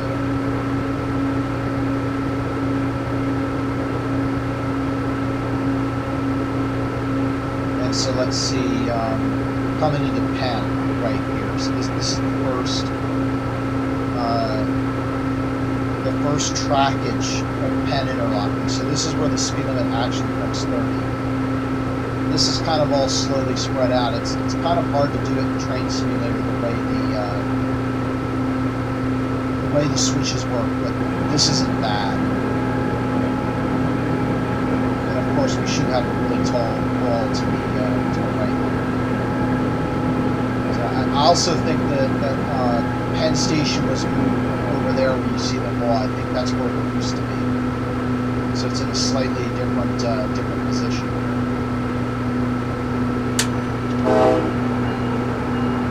Coming in on Trackwork. No, it's 3. Yeah, this I'm not so sure about. It looked like you would actually have to switch over from number 2 to get to number 4. Yeah, that doesn't look right. Yeah, so if I'm coming in on track 1, I would have access to track 4. To my knowledge, we only have 1, 2, 3.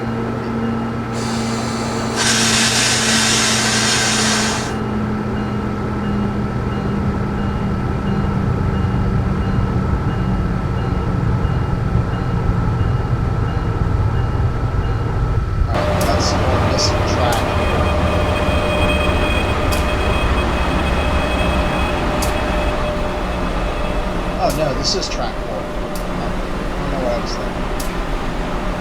Alright, yeah, that's right. Let's see what time it is. It's 14:56.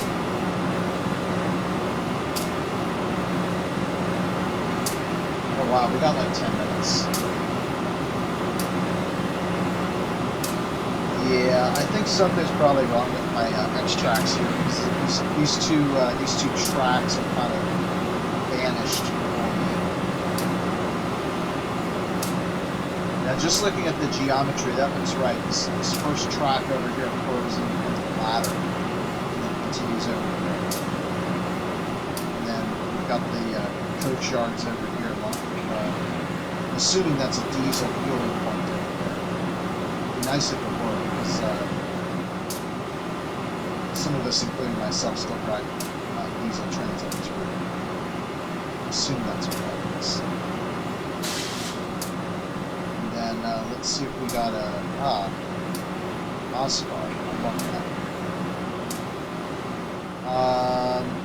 that. Okay, here it is, the upper level. That's what I was looking at. So we've got the septic tracks up here. And then we got the, I think it's called University Avenue Tunnel or whatever here. Fly under there.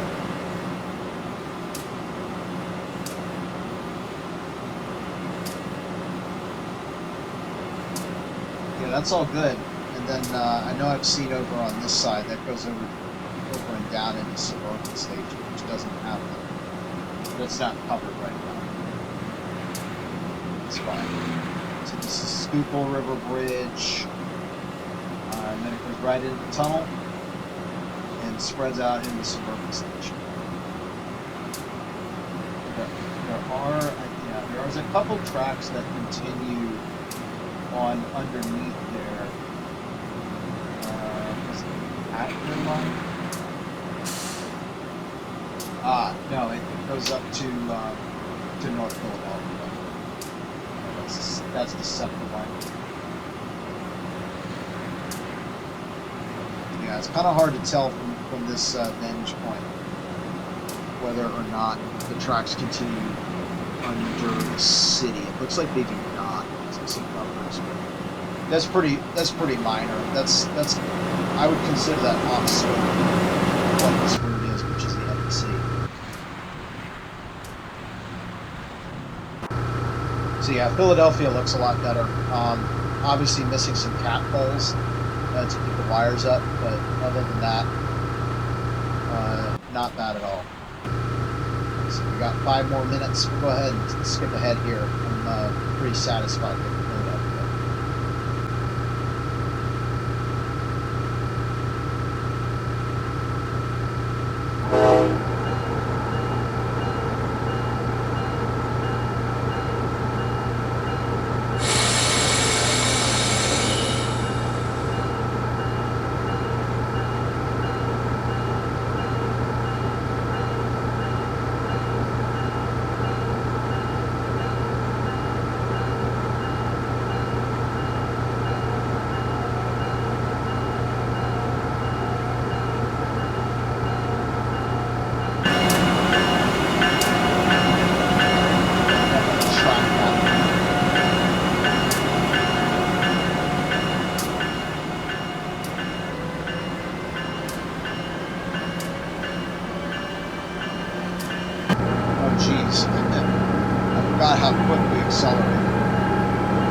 This is, no, that's right. So the movable point switch is, yeah, for some reason I was confused and thought the speed limit was 15 miles an hour. I think that was because I was driving the GT1 a bunch of places. So the movable point clogs, you're supposed to hit those at 15.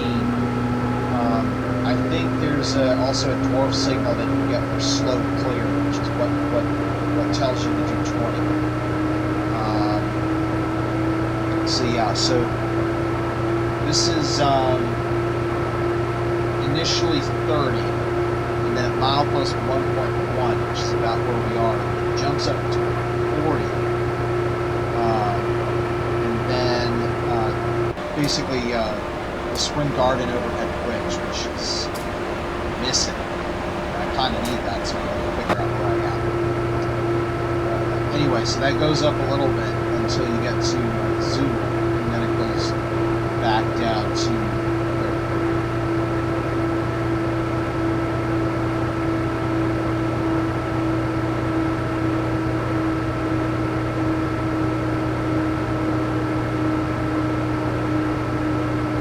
I think it's technically 60 miles per hour, but half of that is the curves between 34th Street Overhead Bridge and Penn, where it's 40, and the curves around Zoo Interlocking, which is where we are now, which is 30. So in the modern day,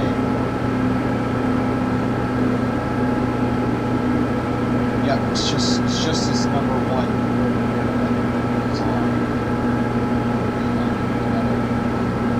Switch over one and get to number two.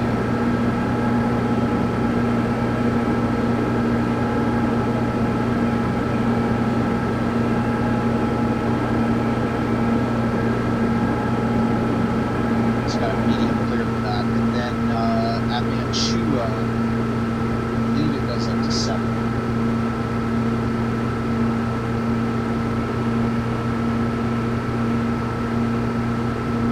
Crossing the Schuylkill River right now.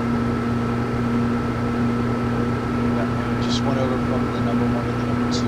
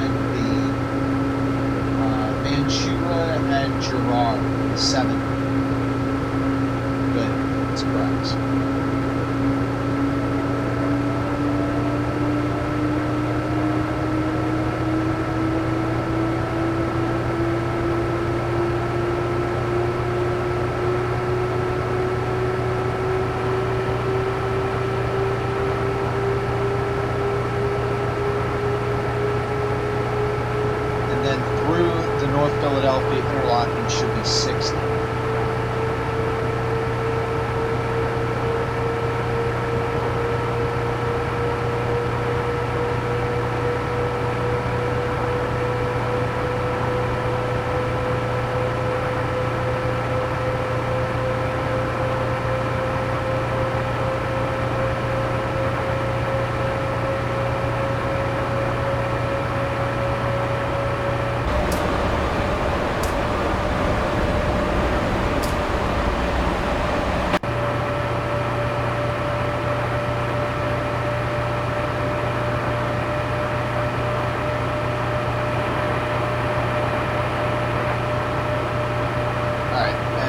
Right there is the very definition of glitching scenery. Be nice to get that fixed.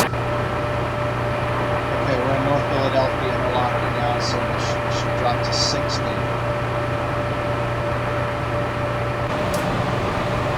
Matter of fact, I think we've been in it for some time.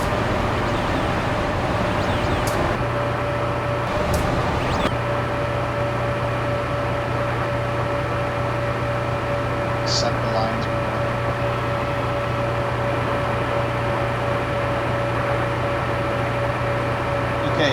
after that, it looks like the route's going to give me 70. It used to be 70 for Class B trains. The source I have has it that this is 80 now, this section that we're going to be entering. Then the curve after that is a 65. So that looks correct.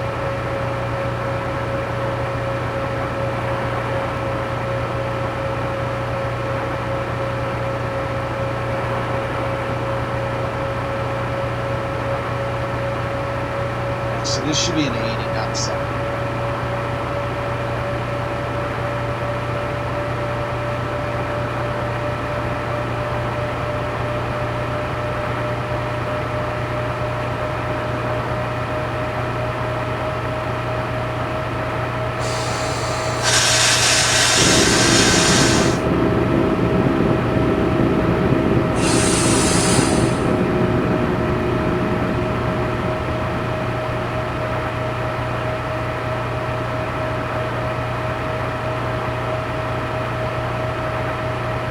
Okay, now we're going up to 80.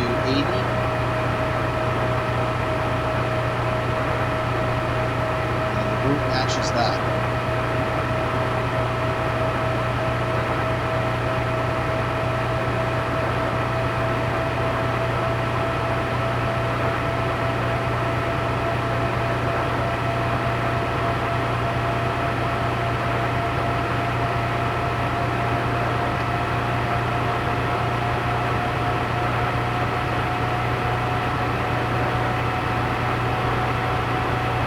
So I see a 45 coming on here, which doesn't make much sense to me.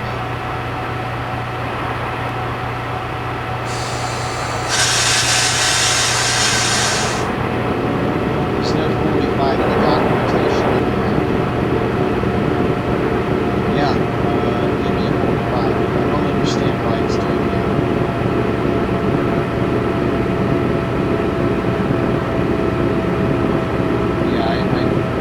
I believe that there should be 45. Should be 80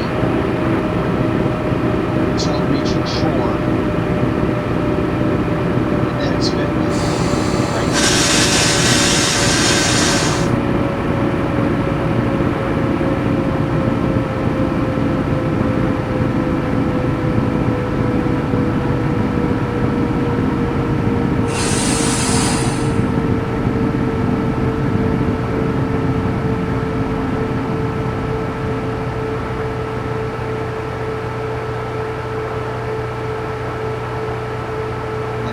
This curve at 60 until they do the next one.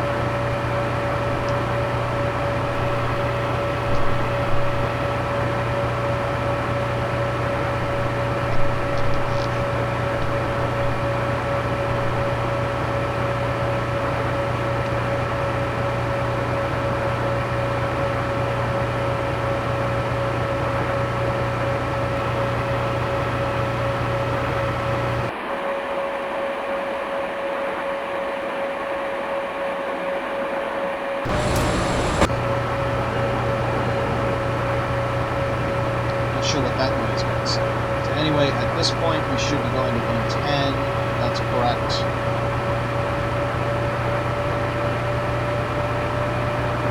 We are full speed away. Got the track 2 boarding ramps for Bridesburg. That's good.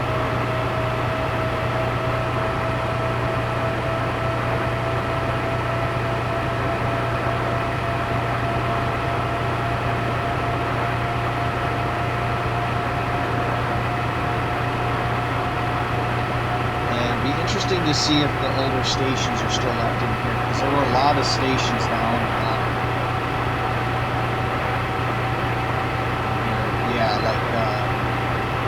twice in Odenton. So that right now it looks like this is getting a milepost. The actual station. I-95.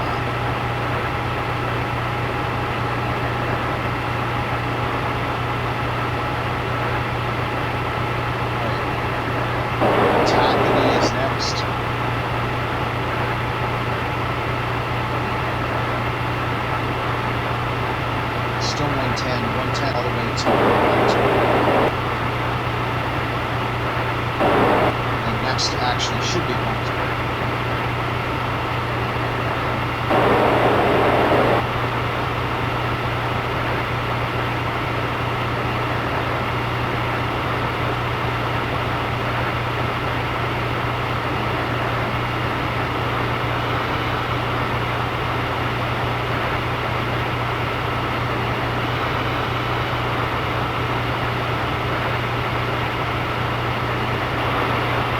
So I think I'm noticing a little bit of a discontinuity between the mileposts.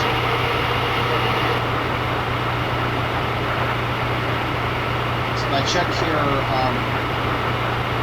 let's see, 110, okay, so it's not Holmesburg, it's milepost 76. And then at that point it goes to 125. Then it goes to 110, and then at milepost 75, there's a curve.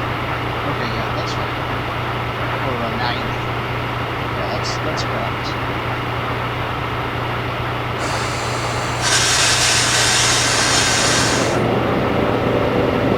So it says curves milepost 74 and 75, so that implies there's two.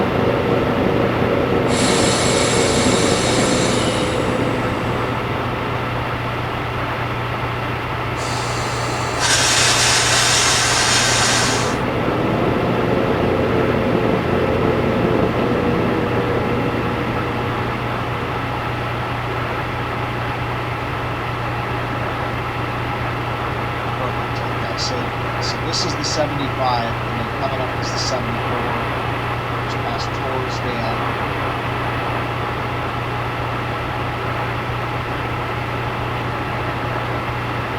And Cornwall's Heights is coming up after that.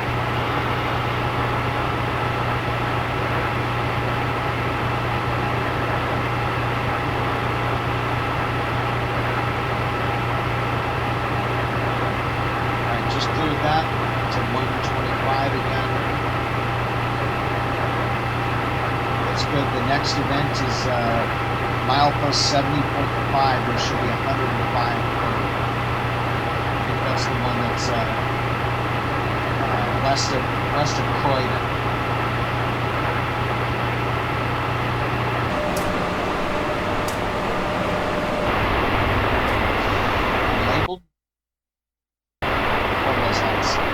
So there's a overhead label missing from Cornwall's Heights. Should have had that. That was the discontinued PRR retrospect.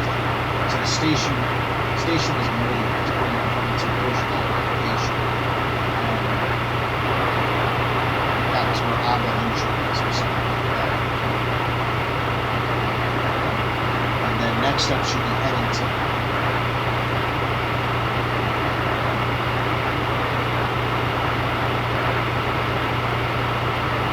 Coming up to Croydon, and those are 105.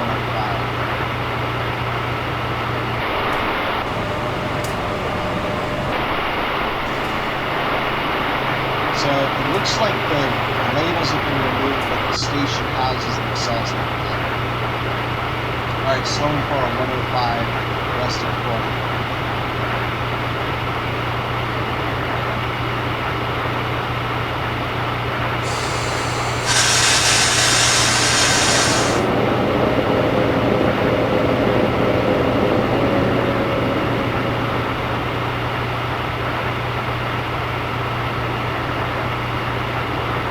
After this curve, we go back to 125.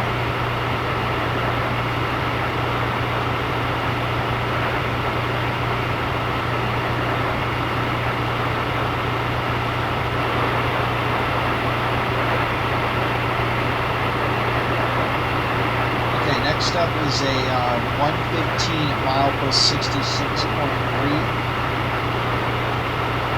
120 at 64.9. So I believe that's east and west of Frankford. Yes, that is exactly correct.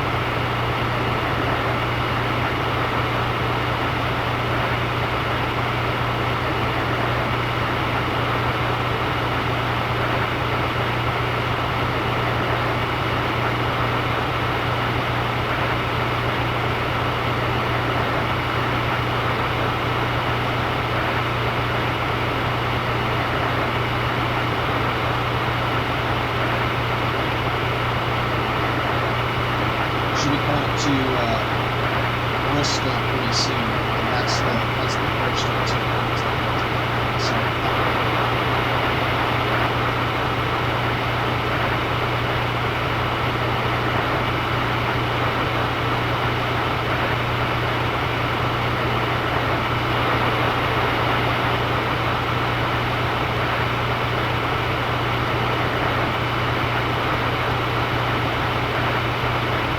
okay, should see Bristol soon, and the 115 coming into that. I believe that's a spiral. It's this curve at the sharp. No, it was a straight away between the two.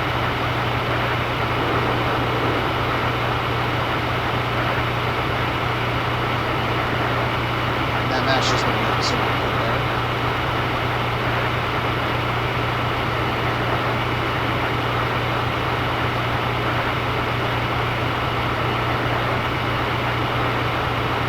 Coming into Grundy, interlocking right here.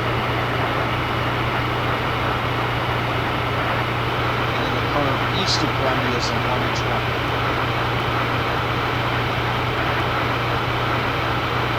A little bit of bumps in the gradients there.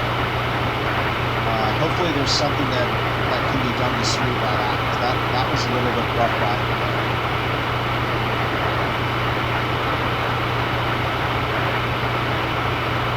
Past the 120 for the group.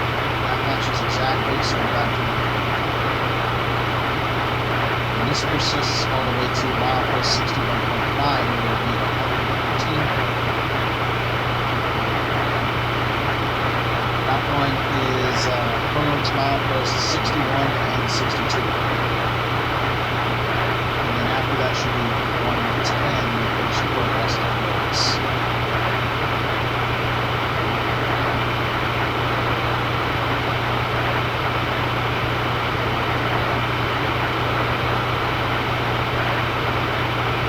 So the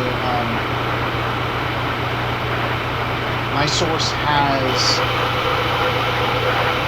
a 115 throughout the next 2 curves, so it looks like the route just assigns the curves themselves, which is fine. It's just still be applying over the entire 61. It's just exclusively the curves.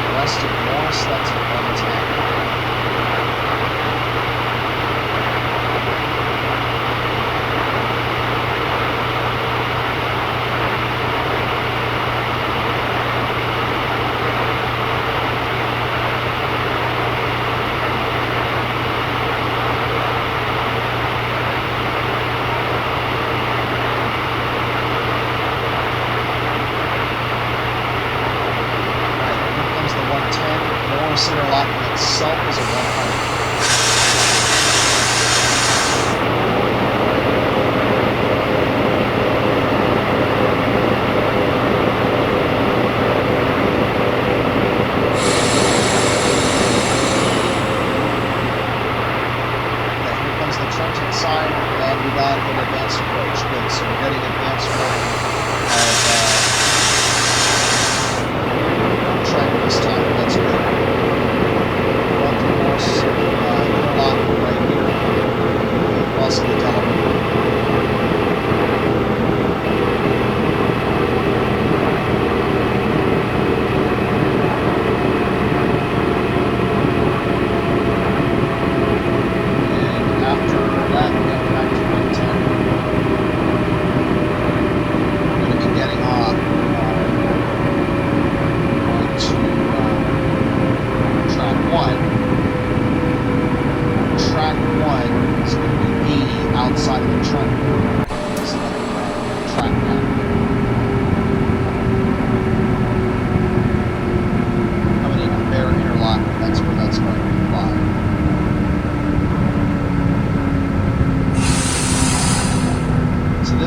Better than what we were dealing with before on the PRR V2 route.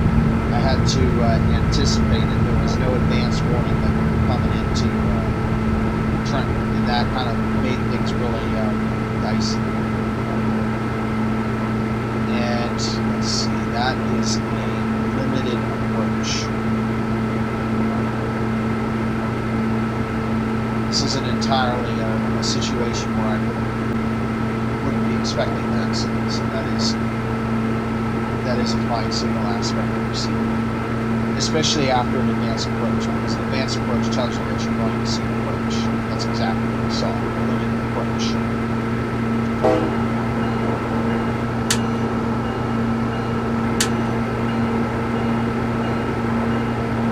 Alright, so on track side, the speed limit here should be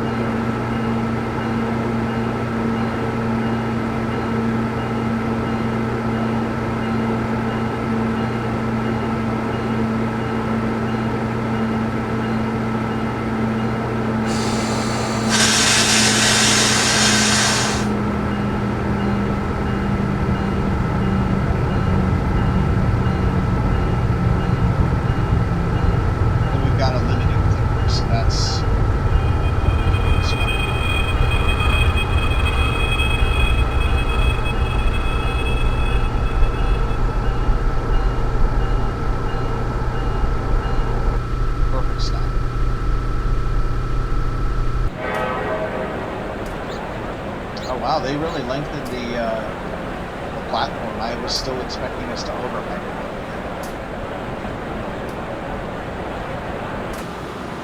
Okay, yeah, here's the platform extension up here. Okay, you can see what the scene is. That's good. Very nice. Alright, okay. We leave at 3:32 p.m. So I just want to confirm. So right now the trackside speed limit is 8. I can swear it was 30. Beside Trenton on track 1.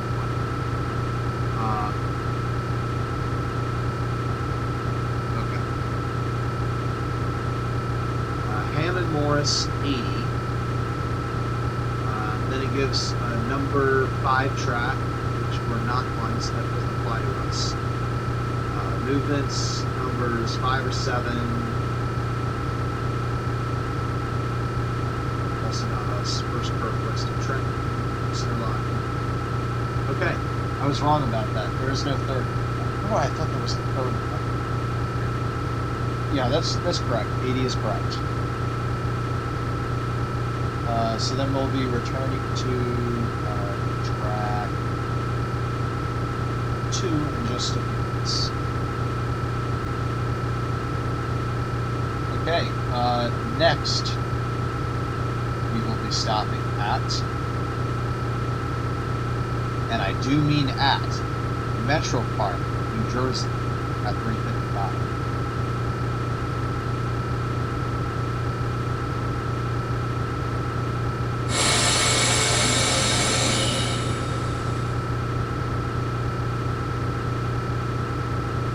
Just checking the signal aspect like we should always do. Yeah, we still have a limited load.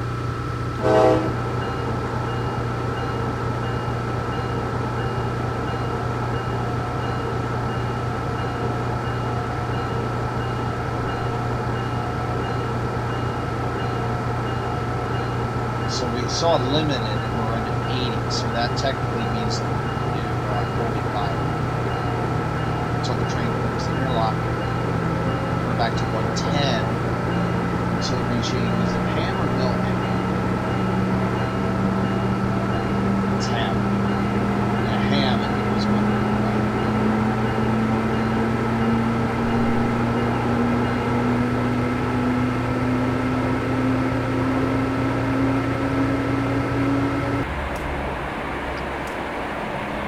Technically, we're not clear until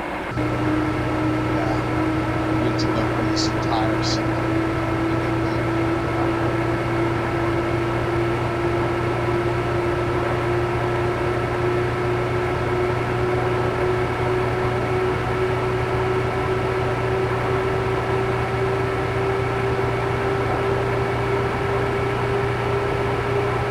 Okay, this is Ham here, so after this interlocking, we are 135. Alright, we're cleared for the first one, so we are good for 110.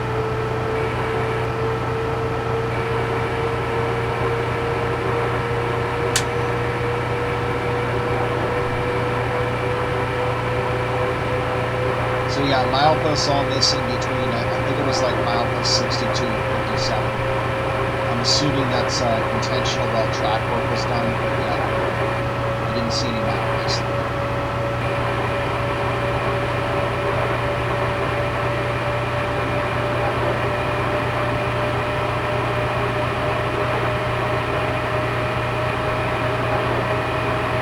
Alright, there we go. Guns blazing, 135.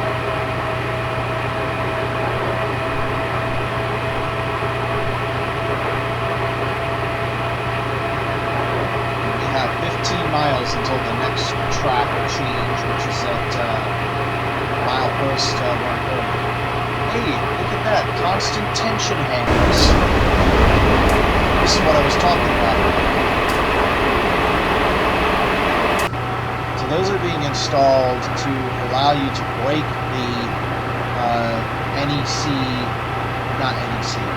the Pennsylvania Railroad catenary's limitation of 135 miles per hour. It's not constant tension, so it has to be retrofitted. Once it's retrofitted, then you can do as fast as you want.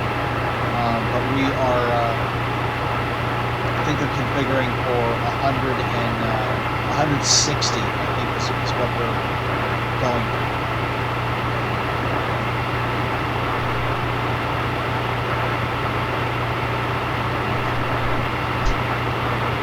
Yeah, there's 130 curve milepost 40.2, which is a 15-mile drive.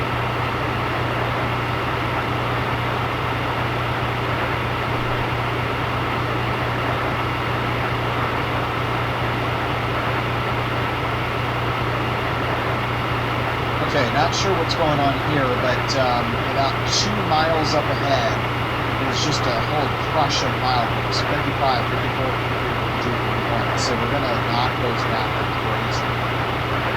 Not sure what's going on there, but might want to look into that. There's also another 130 here. I'm expecting a milepost 50. I don't understand why milepost 50 has an exception. Oh yeah, where's milepost 50? Those got removed.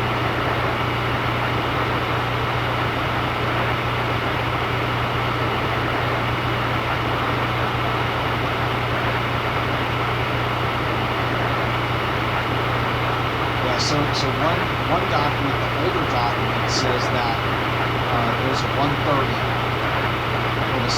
for the new document says that there is not a 130.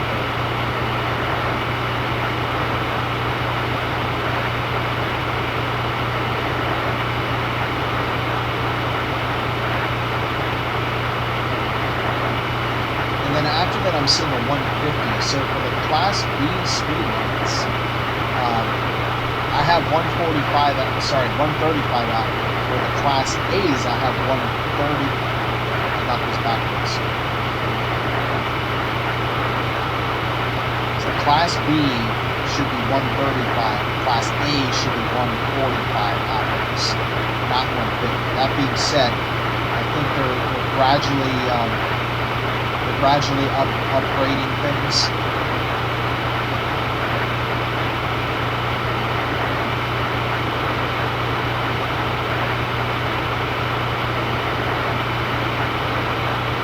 So it might be 150 today, but to my knowledge, this was 135.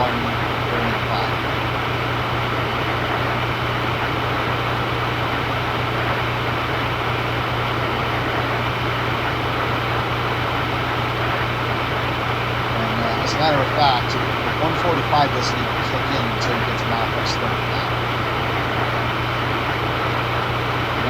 That's the number.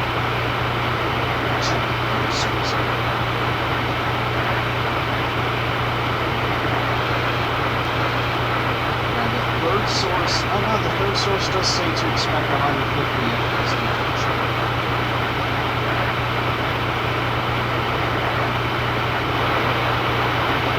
I guess it's been a while since I last researched into this.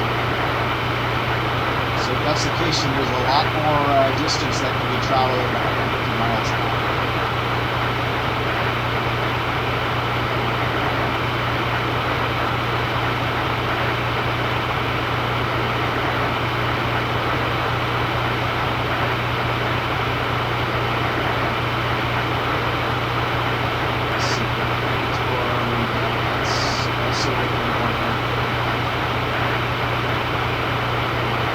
This the New Jersey Racetrack. Even before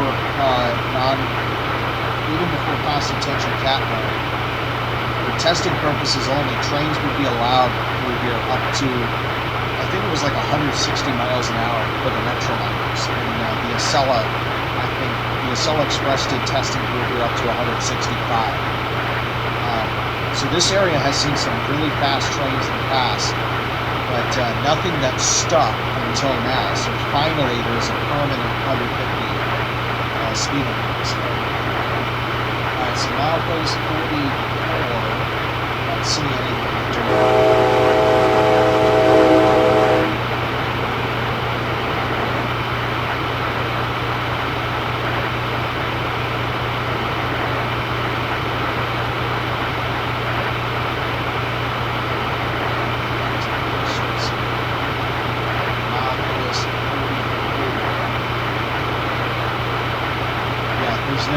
No speed reduction, so that's correct. That curve does not need a speed reduction. Nice. So if you go for non-lock junction, just come up.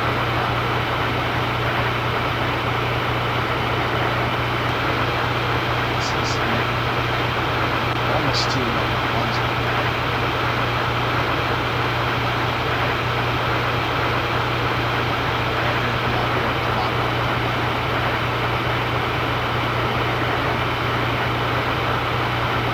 Looks like even 150 doesn't need a reduction. Coming up to, yes, this is a 130 coming up. So the milepost 40.2, 130. Okay, so this is a 130 zone.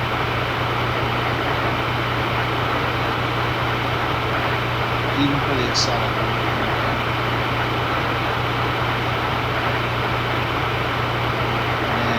This matches what I have. So after this, I have 145.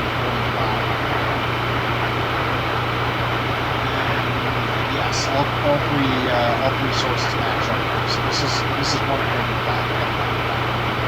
This turn.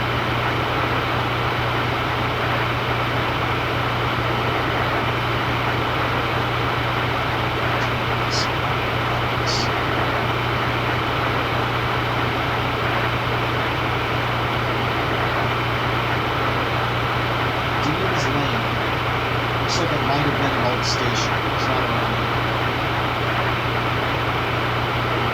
So you might want to remove the place on.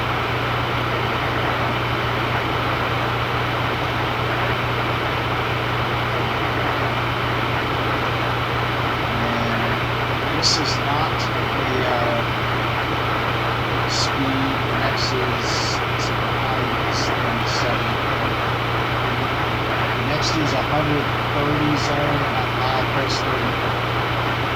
And I can see that it goes back up to 145. Yes, class A train, class B is 145. Same thing for all the 150, the highest class B speed limit that I have is 155, regardless of what class A is.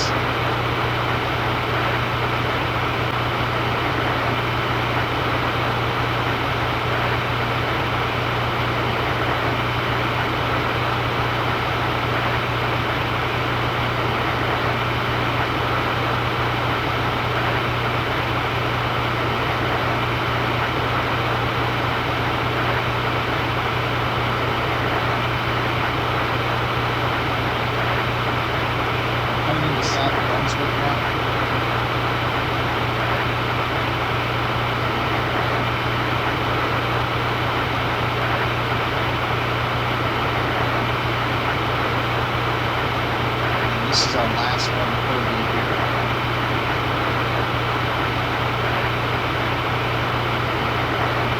And then milepost 33.7, 145 for A's, 135 for B's.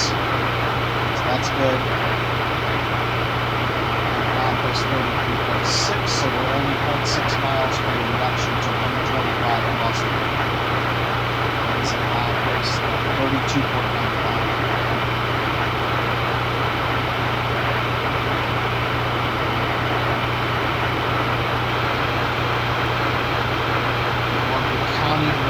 This is where the 125 comes.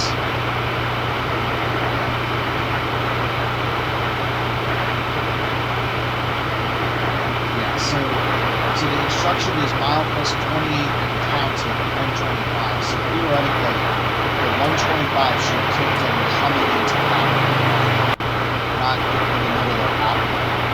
We're going through New Brunswick.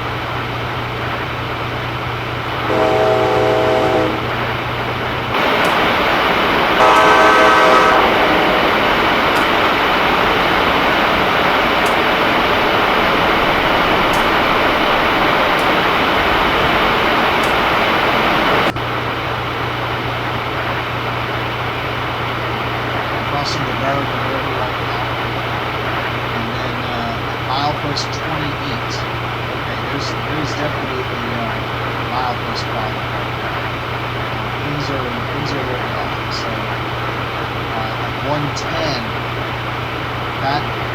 that looks like it's going to be in the right place, but we should be at milepost 28. So I think the mileposts are a little bit off.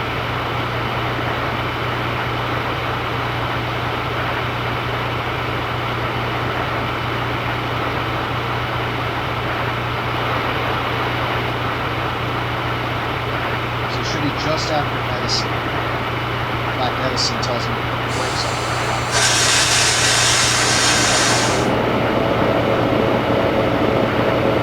Yeah, 28. Okay, so the trackside mileposts are on. The label is not.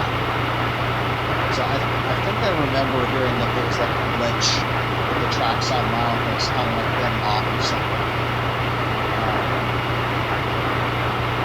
Yeah, so having that label there is really good. Letting you know where we're going. So yeah, that's it. And then coming up at 27.1 is the map.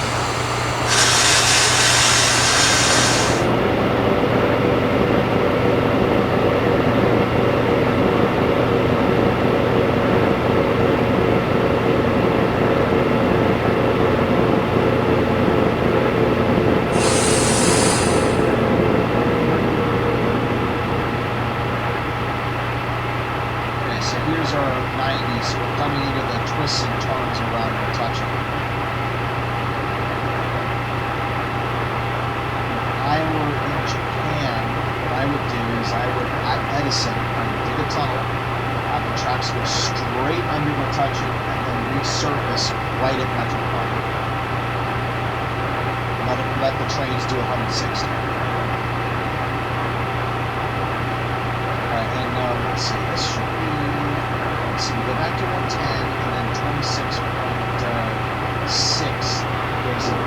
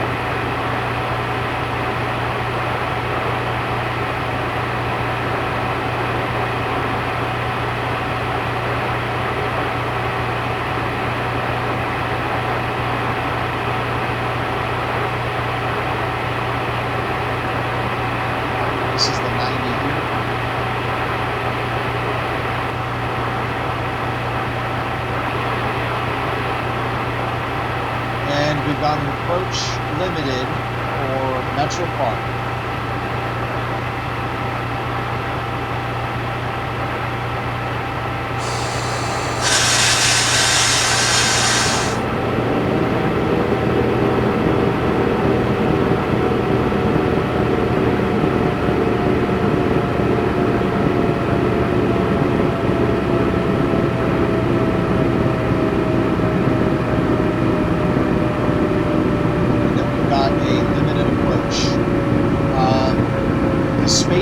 Signal is really tight.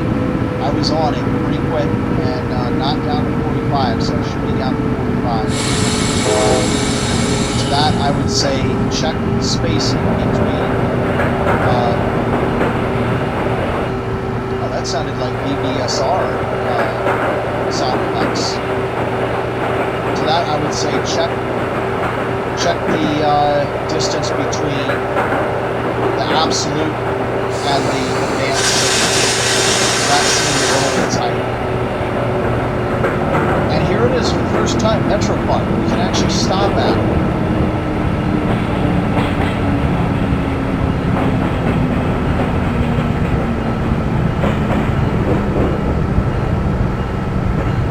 Alright, so we're going to blow this one down, but it's going to be a limited clip. So 45.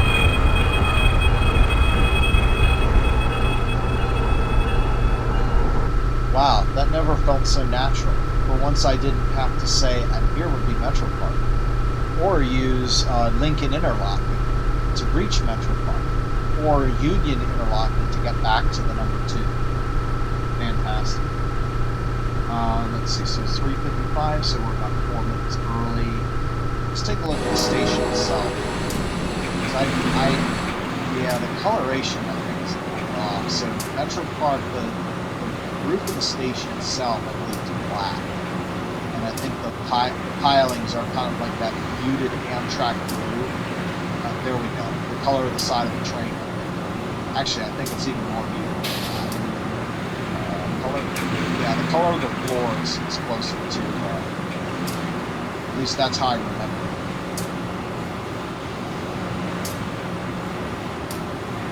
And then let's see if the stations are offset. They are, I think they are offset.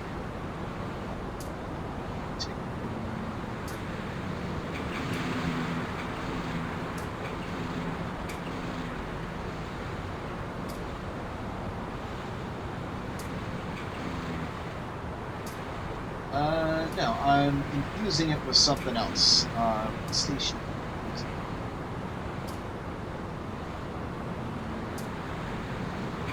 Maybe it's New London.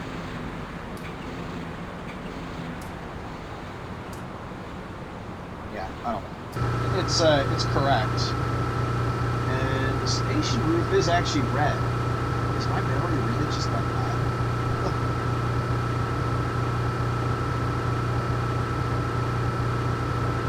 So I think from underneath you don't see the red as much. But yeah. Wow, I'm glad I went in here to check. Wow. Yeah. Yeah, that's correct. That's correct coloration. Very, very hard for me to believe, but it is correct. Looks like a clown town.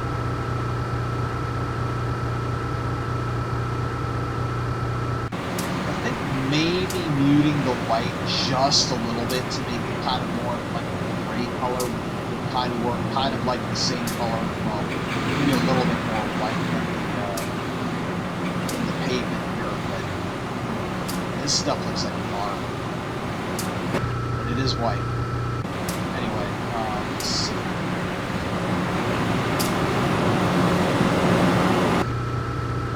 So Iceland is at 22.8. That's correct. Yeah, it's messed up with the base on mountains. That's good. Everything else is there. We had missed another 90 while we were slowing down. So there's two 90s, yes. And then we're back to 110 at milepost 23.6. Yep. Yeah, we're in the 90. Well, of course it's 90. We're on the number that's always in the Okay. No problems identified coming into Metro Park. Next station that we will, yes, be stopping at, first time in open rails, Newark Liberty International Airport at 4:08.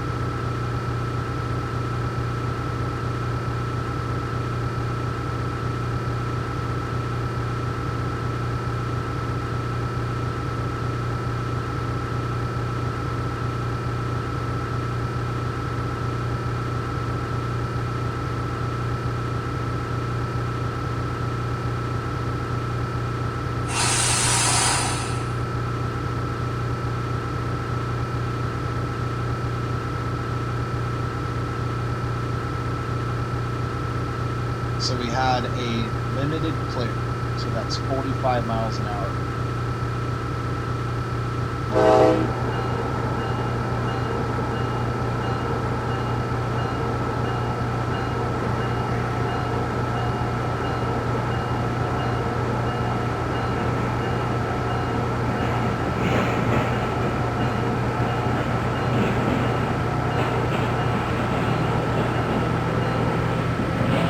So we're not moving over a switch, and I hear that sound effect for moving over a switch is still active. I do know that sometimes it glitches, but just noting it. Now it's probably going to start over again, because we're actually moving the switch now. Hopefully it turns off. It's perfect.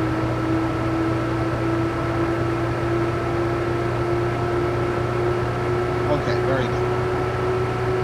Then once the train clears interlocking, 110. And this 110 will persist until we reach Union Interlocking, which is mile plus 120. Okay, next. Mile plus 19.4. Well, the speed limit becomes 125.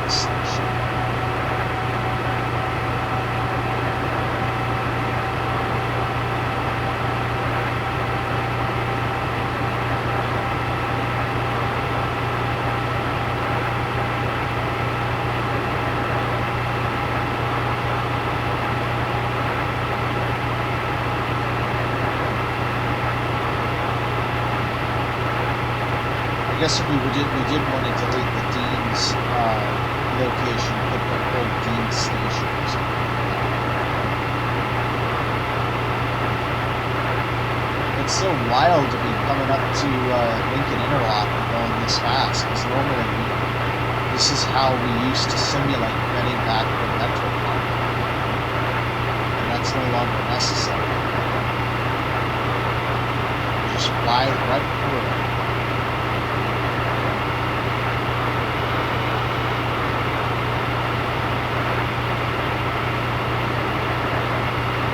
Alright, 19.4, here it is, and we should be going up to 125, and I see it on the replay.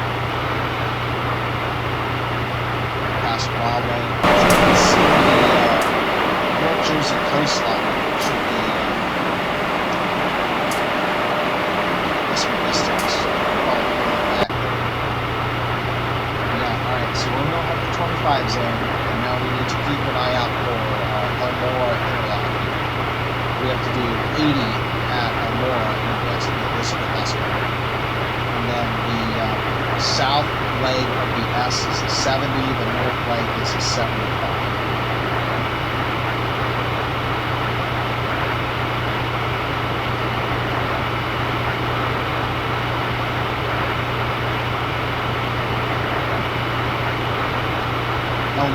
should be at about 15 miles, 15.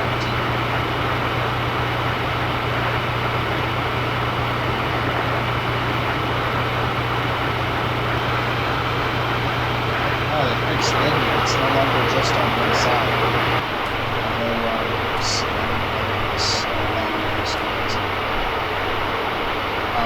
No, it's off the tracks.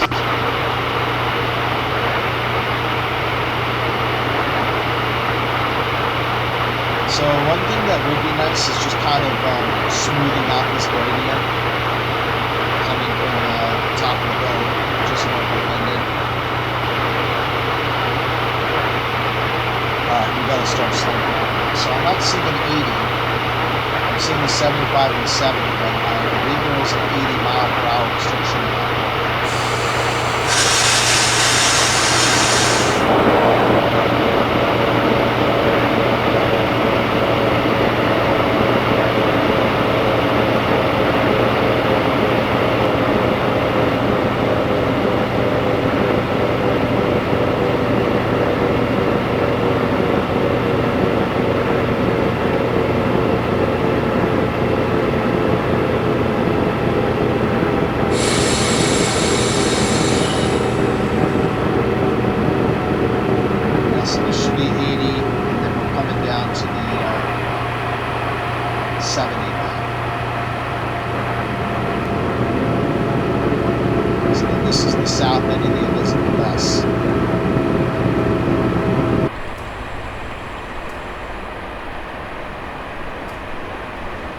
that. That through there, I believe, is 8.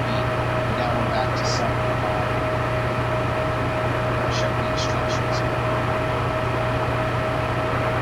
Yeah, actually, the instructions had the lower at Interlocking was 60, and it was later raised to 80. So maybe they raised it again.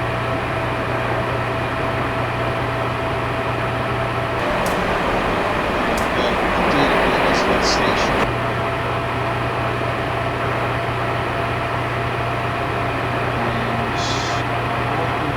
This curve, we're back to 10. So we reach Hunter Canal. We're going to be stopping at Newark Liberty.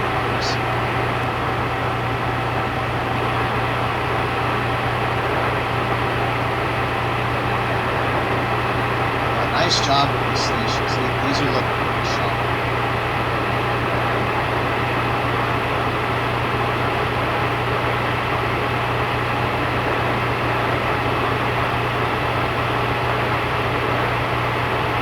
Alright, still got it clear.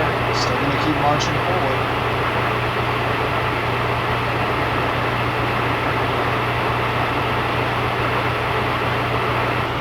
Lane interlocking, so at some point we're going to have to reload.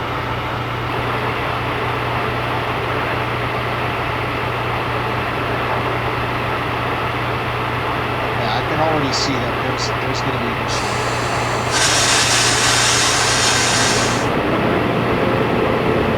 Yeah, so this is my warning to slow down. This is a real signal issue. This is my first warning to slow down for this approach, and I should have already slowed down. So this is actually going to mess me up.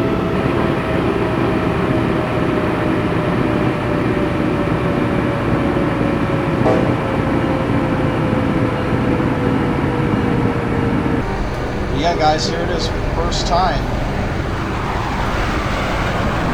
Newark Liberty International Airport Station. You can actually stop. As opposed to just being like, well, this is where it would be.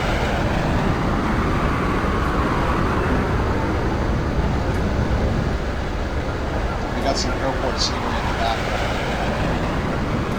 And I believe that runway is correct. So here at 16:04, let me just check and see how much time we got.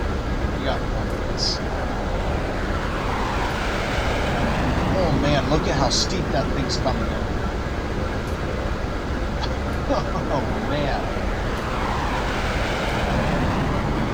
I've never even had a landing that bad in a small plane. My goodness, that was. If I saw that in real life, I'd get my phone out and be like, I'm recording some some insurance coverage right here. Yeah, those runways are configured correctly. It'd be nice if we could also do that with BWI. Nudge, nudge.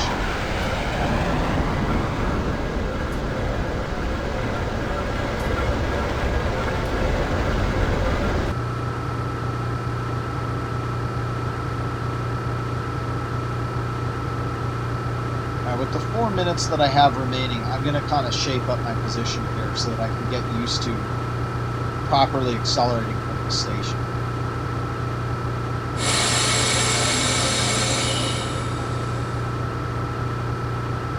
And I didn't have to overshoot the station. My goal was to hit the signal bridge at track speed so that I could simulate a full deceleration from there to the switch, but there was no advanced warning of that switch coming up. So that's just a problem that it's a problem with the signaling that needs to be fixed. There needs to be advanced warning that I'm going to switch. It could be you know, a advanced approach, and then where I actually receive the advanced approach, it would be a limited approach, and then after that a limited clear. You know, something like that would be the right way to do this. But you can't just be coming on at 110 miles an hour and then immediately get an advanced approach for a track that's coming up. You can't.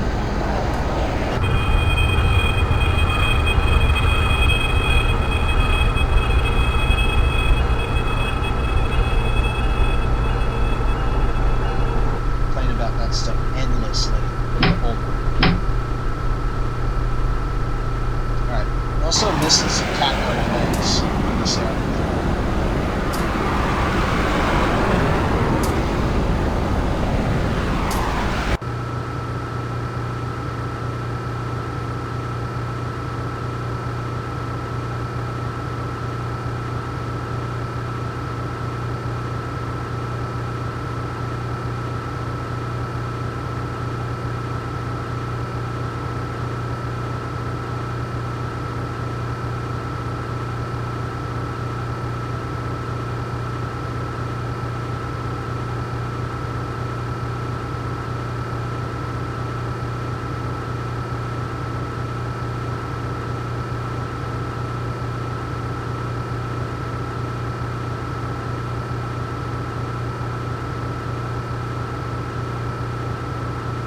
Oh yeah, I forgot.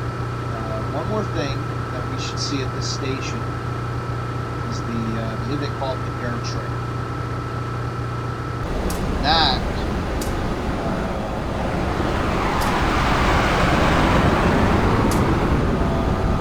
what's this set of tracks? No, that's missing. That's weird.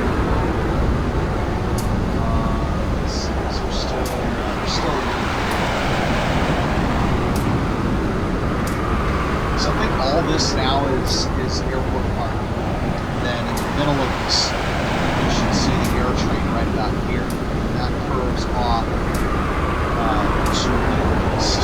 So that's missing. Okay, now we go.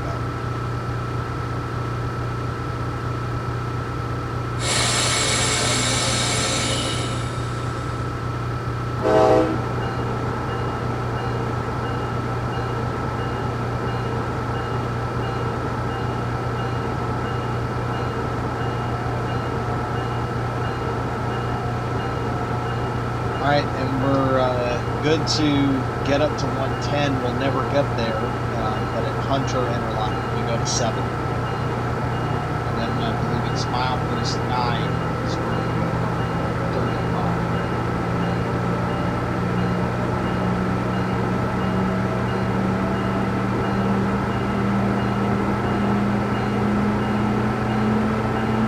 Yeah, milepost 9 is our 35.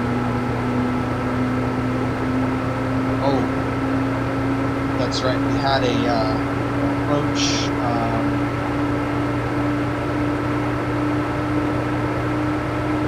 I don't even remember the signal aspect that we got because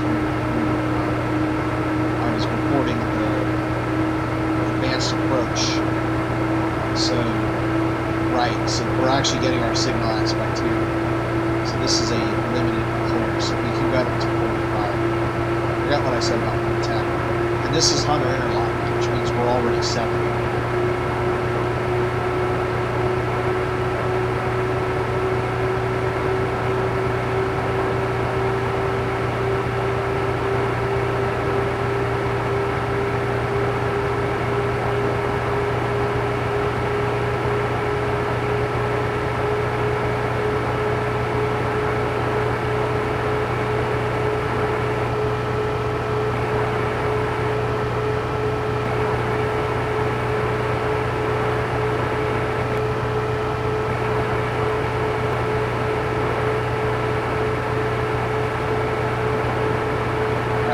See 70 after we, no, it was 110.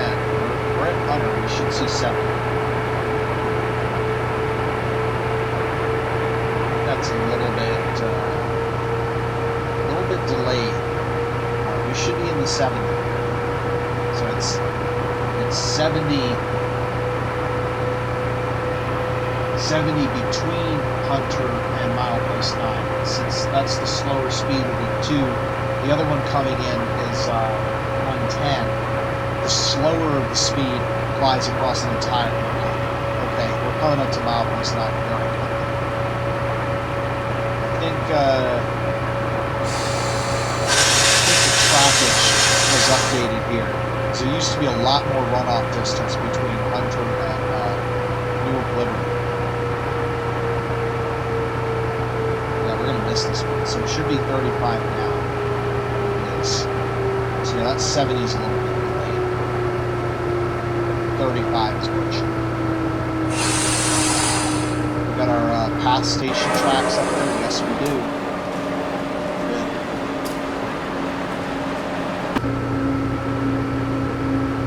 We're coming into the revamped Newark Penn.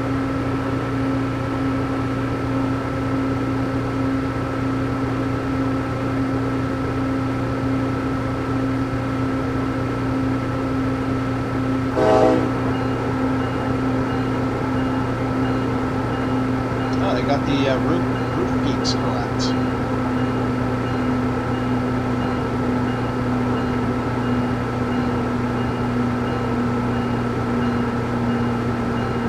I have to say, I'm going to miss the walls from the older version.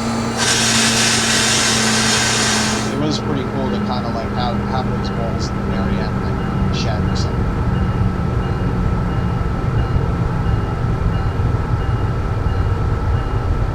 Here until 4:15.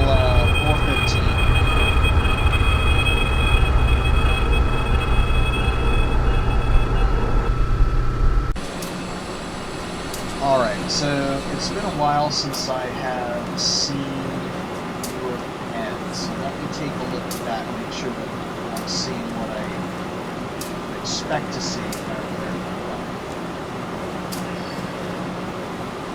There's a good angle. See. Yeah, there are definitely walls. Yeah, looking at Google Earth Street View here, there should be a couple of walls here. There should be a wall here, and there should be a wall here at least.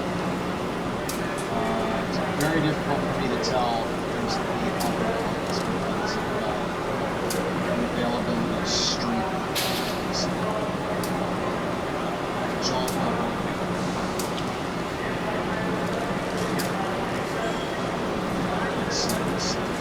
This is a street within the station itself.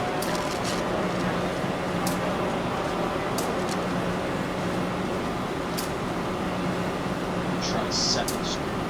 Nope, that's blocked. Alright, so that's all I can tell.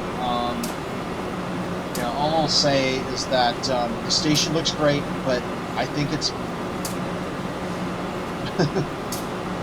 missing some walls, and I think it's missing a little bit more than just walls. Oh my goodness. Is that even trackage? What is that? Okay, no, that's... My goodness, that is a massive gap. I can't even imagine how many assets I'm missing to break that gap. That's like 100 meters. Yeah, other than that, the track geometry is great. I mean, the train rolls in and out of here like a dream. Beforehand, it was like something from my dream, where like the train just climbs up and over the house. I used to have some pretty crazy train dreams. Okay, get to release the brakes here.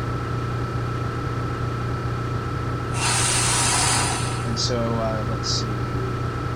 West End, Passaic River Bridge, 45. So when the train clears the station, we can do...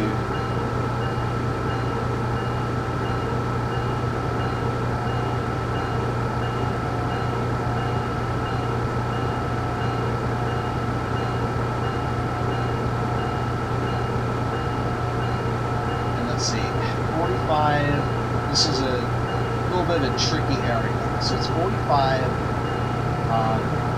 east limits of dock, West End Passaic River Bridge, but then also 45 from east limits of dock to 300 feet east of the west limits of Hudson River, and then 300 feet east of the west limits of Hudson Interlocking, and the east limits of Hudson Interlocking is 60. And so nothing happens until we're 300 feet east of the west limits of Hudson Interlocking.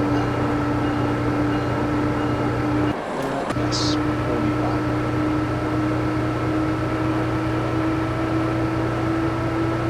Okay, so here's docking off.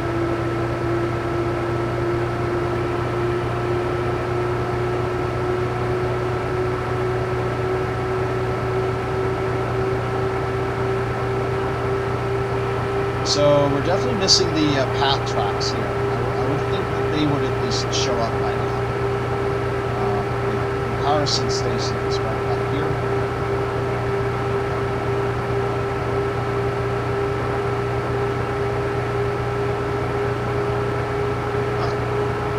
Interlock. I've never heard of that one.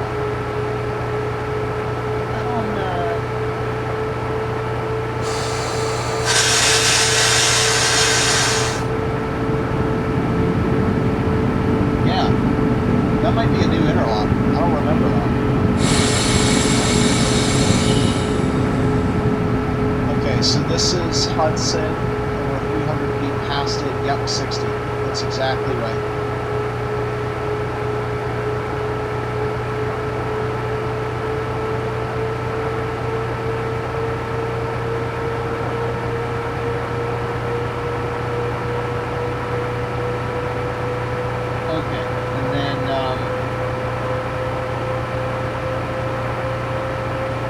East limits Hudson Interlocking, which is at the top of the hill there. Let's see, that's Hudson Interlocking. It's not until east limits, so we have to get through. Yeah, that 90 shouldn't apply until we get to the east limits, which is up ahead.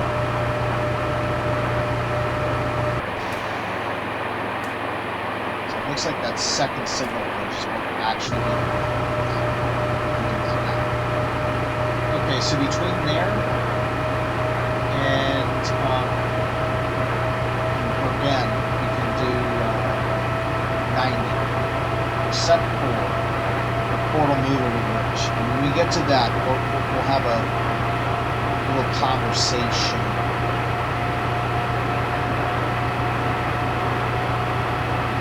There's the path tracks that are going off towards Jersey City. So they are located there.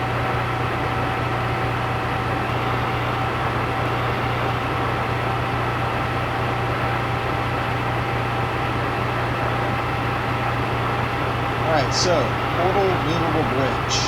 It's very old. I think it dates from like right around 1905 or something. So it's like 120 years old. We have to slow down a little. Down to 60. It's been nuisance because sometimes it gets stuck open and the trains can't go. I mean, we're talking about a high-speed train line. You know, this ain't your, you know, Joe's coal line or something. So you can't have this thing stuck. I mean, this is the I-95 trains on the East Coast. I mean, really in North America, nothing goes this fast in the Americas, period. At least until California high-speed rail comes in. Thank goodness the Portland Bridge replacement plan is finally started. So they're finally updating the bridge. It's being replaced with a new bridge that's higher, so it won't ever have to open again. So it's going to be a fixed bridge, and it's built to 90 miles per hour. So within 3 years, we'll be able to just cruise through that bridge at 90, like it's not even there. And here is a new entry, Secaucus Junction.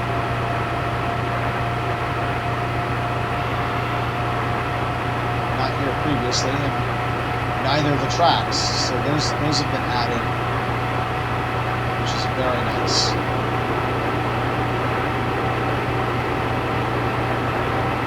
And it's very strange. Yeah, I should have done that a lot earlier. Very strange to run Trackwork size through a over-the-roof station like this at speed. And the speed limit is 90, so pretty crazy to hit that. And speaking of which, we're hitting 90 now. And so now at the curve west of the Westport and North River Tunnels, 75. So this is again here. So we'll take it down to 75. Oh, what is that? Clear. I don't recall seeing that one. Long time. And then the tunnel. I'm gonna have to look that one up. I don't remember seeing it clear.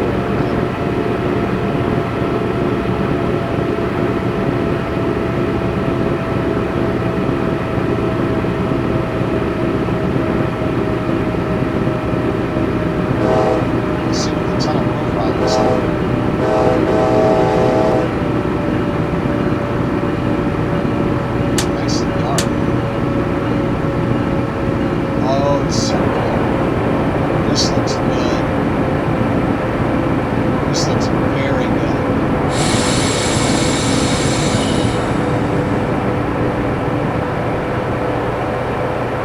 Also hear a unique tunnel sound effect. That would be nice to add in Baltimore. Yeah, so this is the right tunnel profile. The last one made it look like it was a western mountain tunnel. It's, you know, semicircular but with a rectangular lower section. This is right. It's a circular tunnel.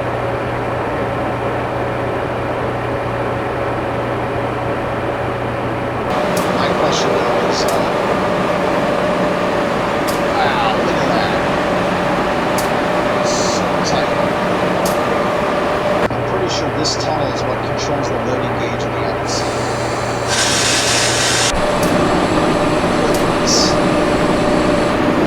I get claustrophobia looking at that.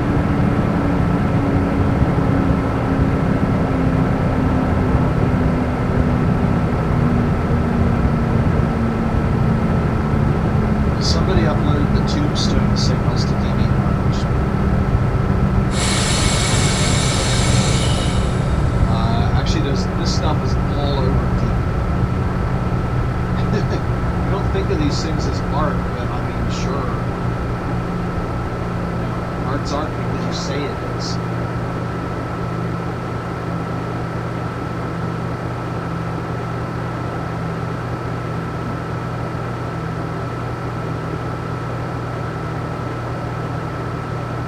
This looks like a really rare aspect. I'm going to have to see if I can find that super table. It's got like 30 or 40 different PRR aspects. It's got like every rule in the book.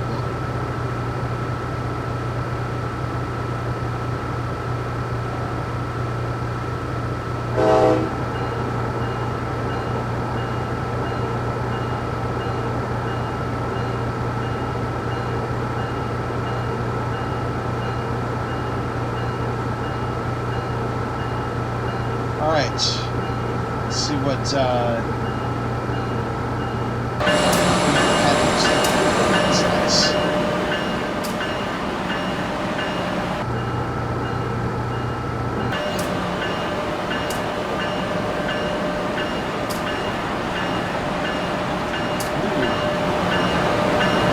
The Empire connection. Oh, it's closed off.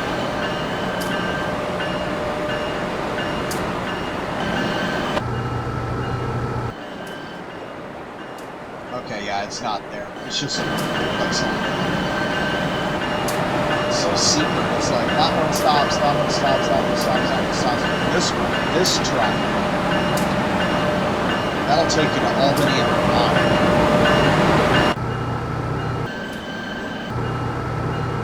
Wow. Alright, we're gonna run this ladder track now.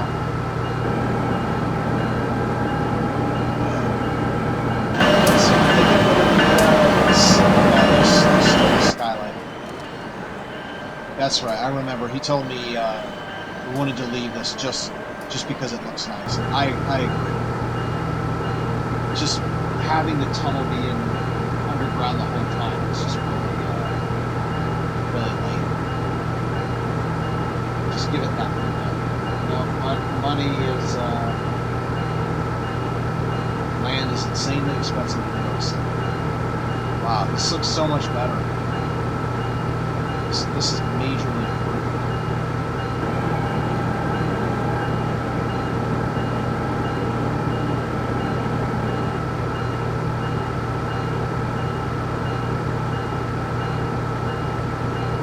Well, I still can't find the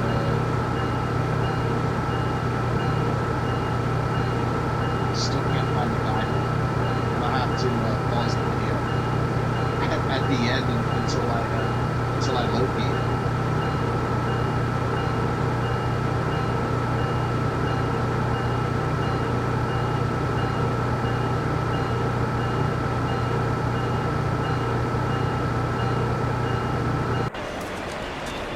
Got the back end of the train in. Alright, it's proper length now. Just got the back in.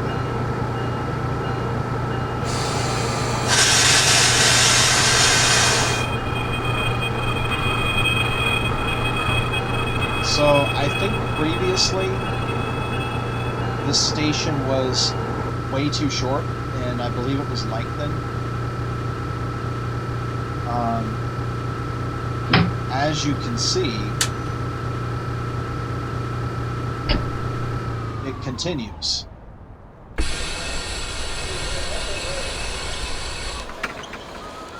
And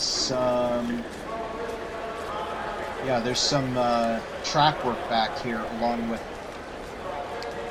some, I guess you call those tunnel buttresses or tunnel supports. So it's no longer, you know, super ridiculously open, you know, like you would expect it to be. Kind of crazy. It's like a maze back here. But I think it's even more maze-like in real life, because I think those supports are much thicker than those are in the simulator.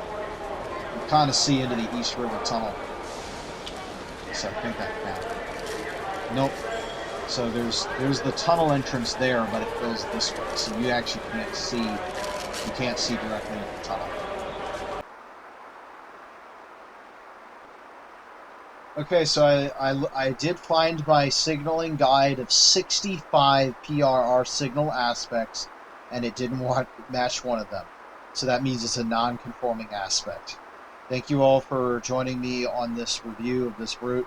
I think this is a fantastic upgrade to fix a lot of the big problems with the PRR V2 route. And honestly, I think if it weren't for the fact that it's being updated by a different group, you know, let's say it could be a PRR V3 route, but it's in the Amtrak era, so I don't think it makes sense to put a PRR brand on it. But yeah, hopefully one day this will be released, because it's a very great route, and I've always got a blast testing it, and very thankful to be included in the testing the testing group. This has been Dr. Aeronautics, and I will see everybody next time for the next video. Bye bye.